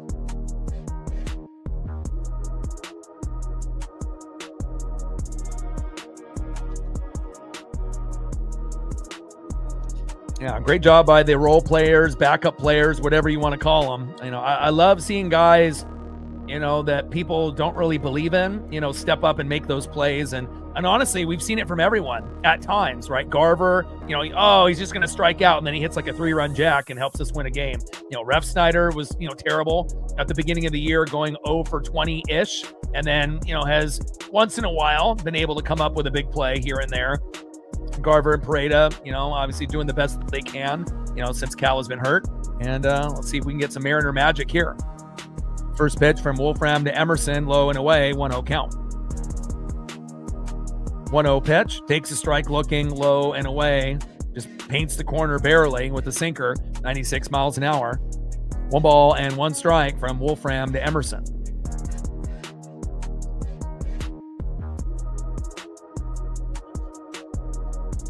Trident's up. Let's go, Ems. 1-1 pitch, low and at the knees. Sinker, 95 miles an hour, missing. 2 balls and 1 strike from Wolfram to Emerson. 2-1 pitch, low and away. I like this. A little bit of a meltdown. Sinker, 96 miles an hour, missing. 3 balls and 1 strike with runners at first and second and 2 outs. We've been pretty good with the double steal lately as well, but I'm not sure if you would do it here based on our base running blunders lately. Not to say, Mastrobuoni and Pareda have been the guilty individuals with the blunders on the bags, but they got Robles on there now as a pinch runner. Pitch fouled off right down the middle. Count now is full. 3 balls and 2 strikes to Colt Emerson. Come on, Colt.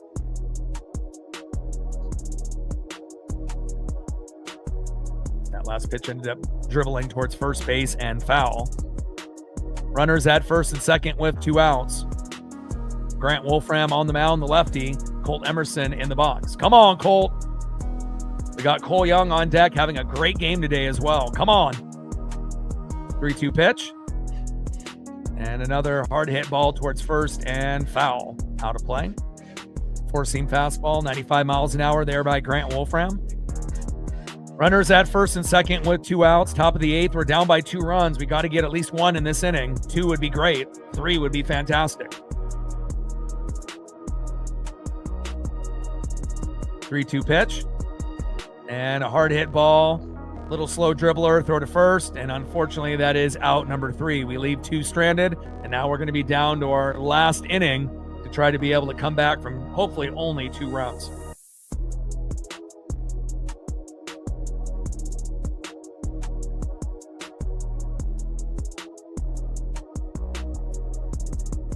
Hard to get back-to-back hits in baseball, especially late in the game. But shout out to Mastrobuoni and Pareda. They did their job, and just kind of a tough break for Colt. All right, next up for the O's in the bottom of the 8th, 0 for 3 with a K. In the 5-hole, catcher Samuel Basayo. Batting second in the 6-hole, right fielder Leody Taveras, 0 for 3. And batting third, 1 for 3 with a run, RBI, and a K, center fielder in the 7-hole, Colton Cowser. And I'm curious who's going to be pitching in this inning. Is it still going to be Nick Davila? I mean, he only had 2 pitches. I assume it will be. I mean, Davila's ERA is 0. So you might as well just continue with him, I guess, right? And Garver is catching now. And it looks like they're going to stick with Davila, which makes sense. 2 pitches only.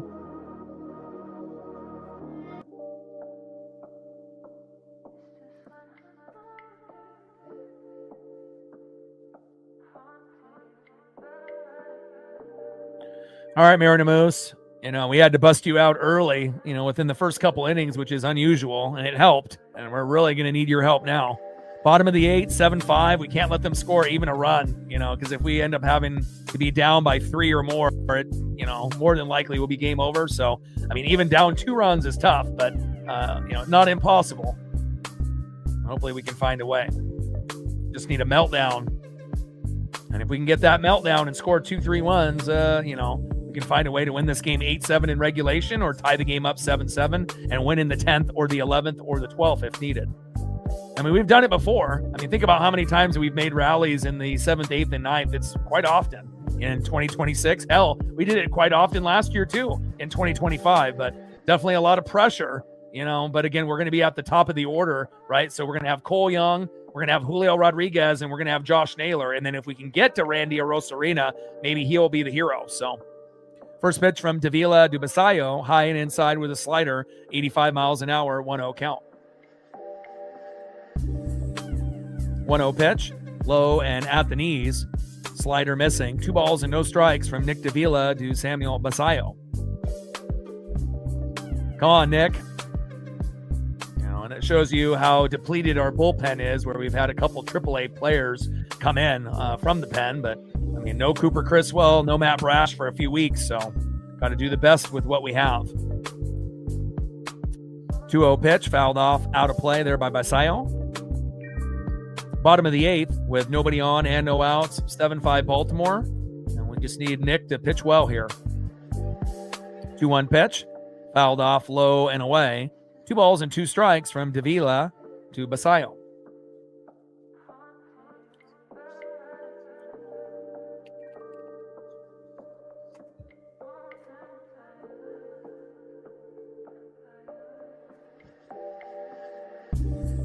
Two-two pitch, fouled off, low and at the knees. Count still remains 2 balls and 2 strikes with nobody on and no outs. Bottom of the 8th, 7-5 Baltimore. Come on, let's go. Trident's up. And Basayo fouls that one off himself, which has been a common theme for Mariner players this season. Nothing is worse on, foul tipping, a pitch off yourself, especially when there's no padding. I'm definitely going to leave a strawberry or a bruise tomorrow morning.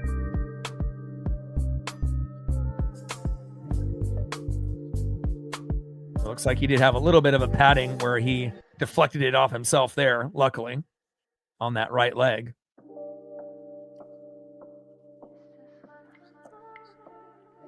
Two-two pitch and flies out to right, thank God. And Rayleigh is there, and that is 1 away. Good job so far for Nick Davila. Next up is Leody Taveras. Fouls it off right down the middle, 0-1 count. And then on deck is Colton Cowser.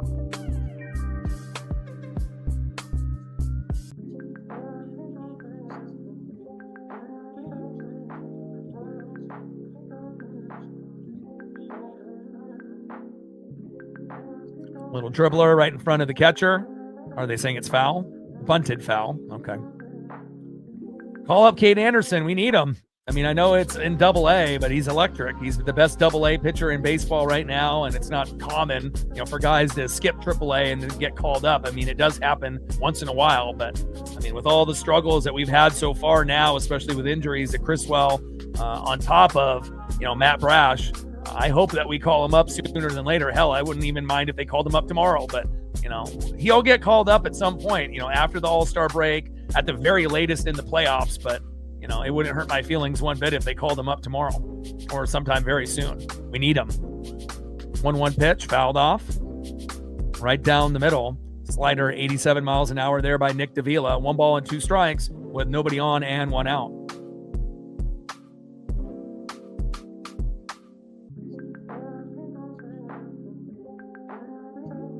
And again, Cade really reminds me of like a left-handed version of Brian Wu when Wu was good, and again, Cade will be a starter at some point. They'll start him off in the pen, but, he'll be a starter before you know it. And again, it'll be nice to have a dominant lefty, in our starting 5. 1-2 pitch, high and away, slider 86 miles an hour there by Nick Davila. 2 balls and 2 strikes to Leody Taveras. 2-2 pitch, and he pops out to Colt Emerson, and that is 2 away.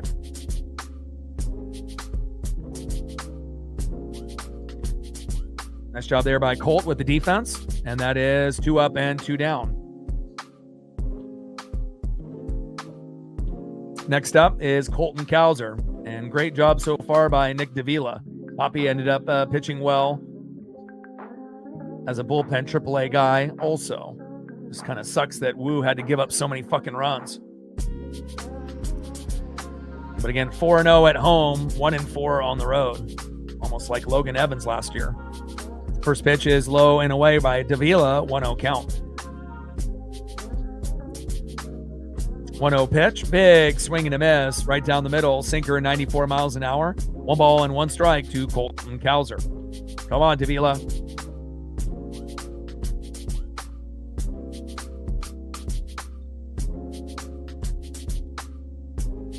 1-1 pitch, takes a strike, looking low and away.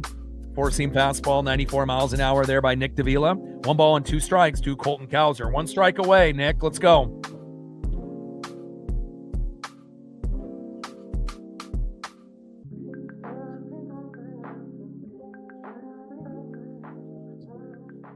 One-two pitch, fouled off high and away. 4-seam fastball, 94 miles an hour there by Nick Davila. 1 ball and 2 strikes with nobody on and 2 outs. Bottom of the 8th, 7-5 Orioles.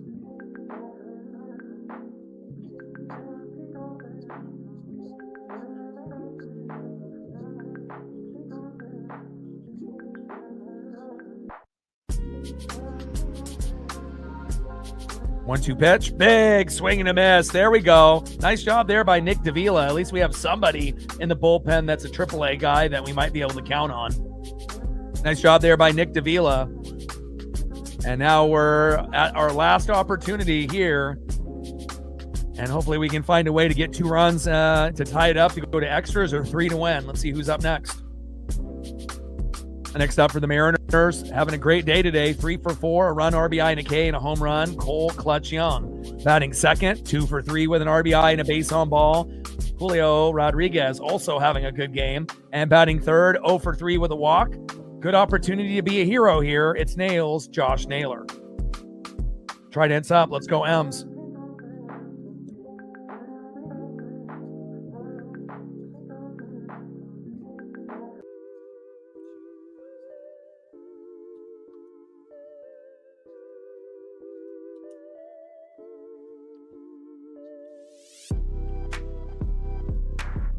All right, 23 subs to go to 24,300.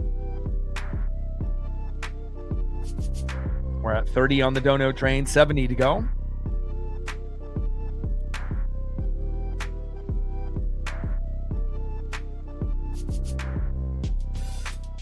And we're at 167 on the likes, 33 to 200.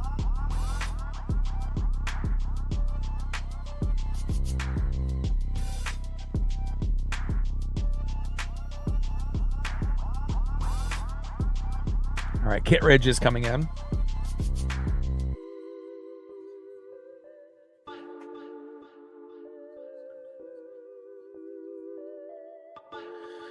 All right, Andrew Kittredge is coming in for Grant Wolfram.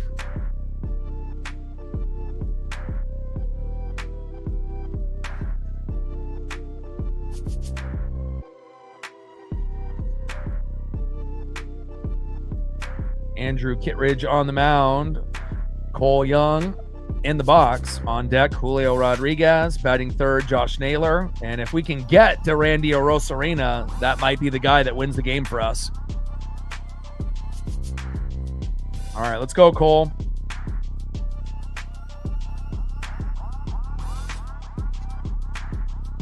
All right, we need some late inning heroics here.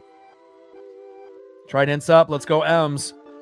We're covering all our bases, all the little knickknacks, all the little photos, everything that we need for hopefully a meltdown here. Let's go.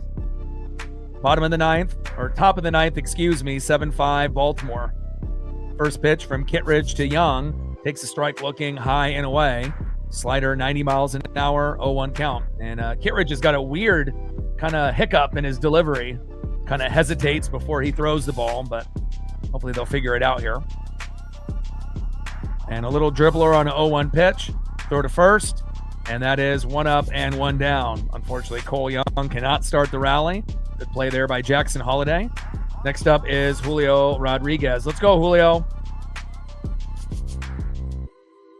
Julio with a single or double. If he can't get the home run, Naylor, getting on base with either a single, double, or home run, and then maybe Randy being the hero, unless Naylor can end up doing it himself or Julio.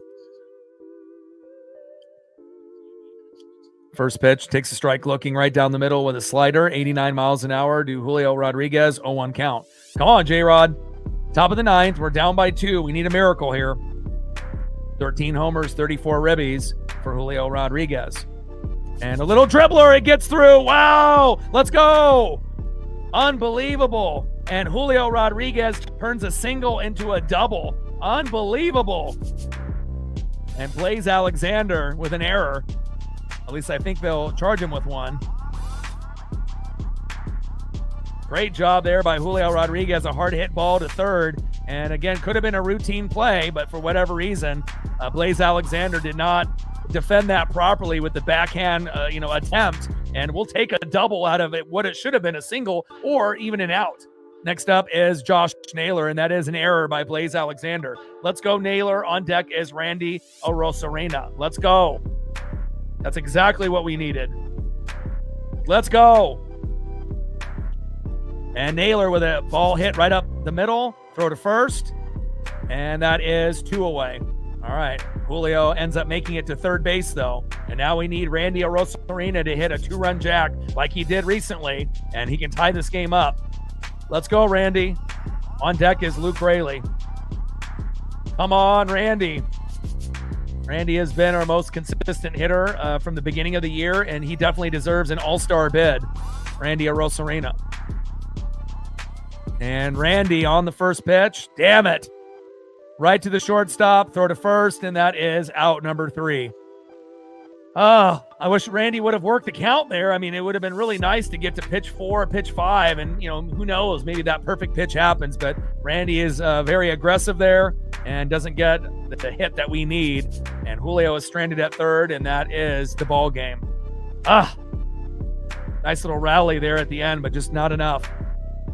Final score, Orioles 7, Mariners 5. We end up splitting the series 2-2. We win the first 2 games. They win the last 2. And let's go over the stats.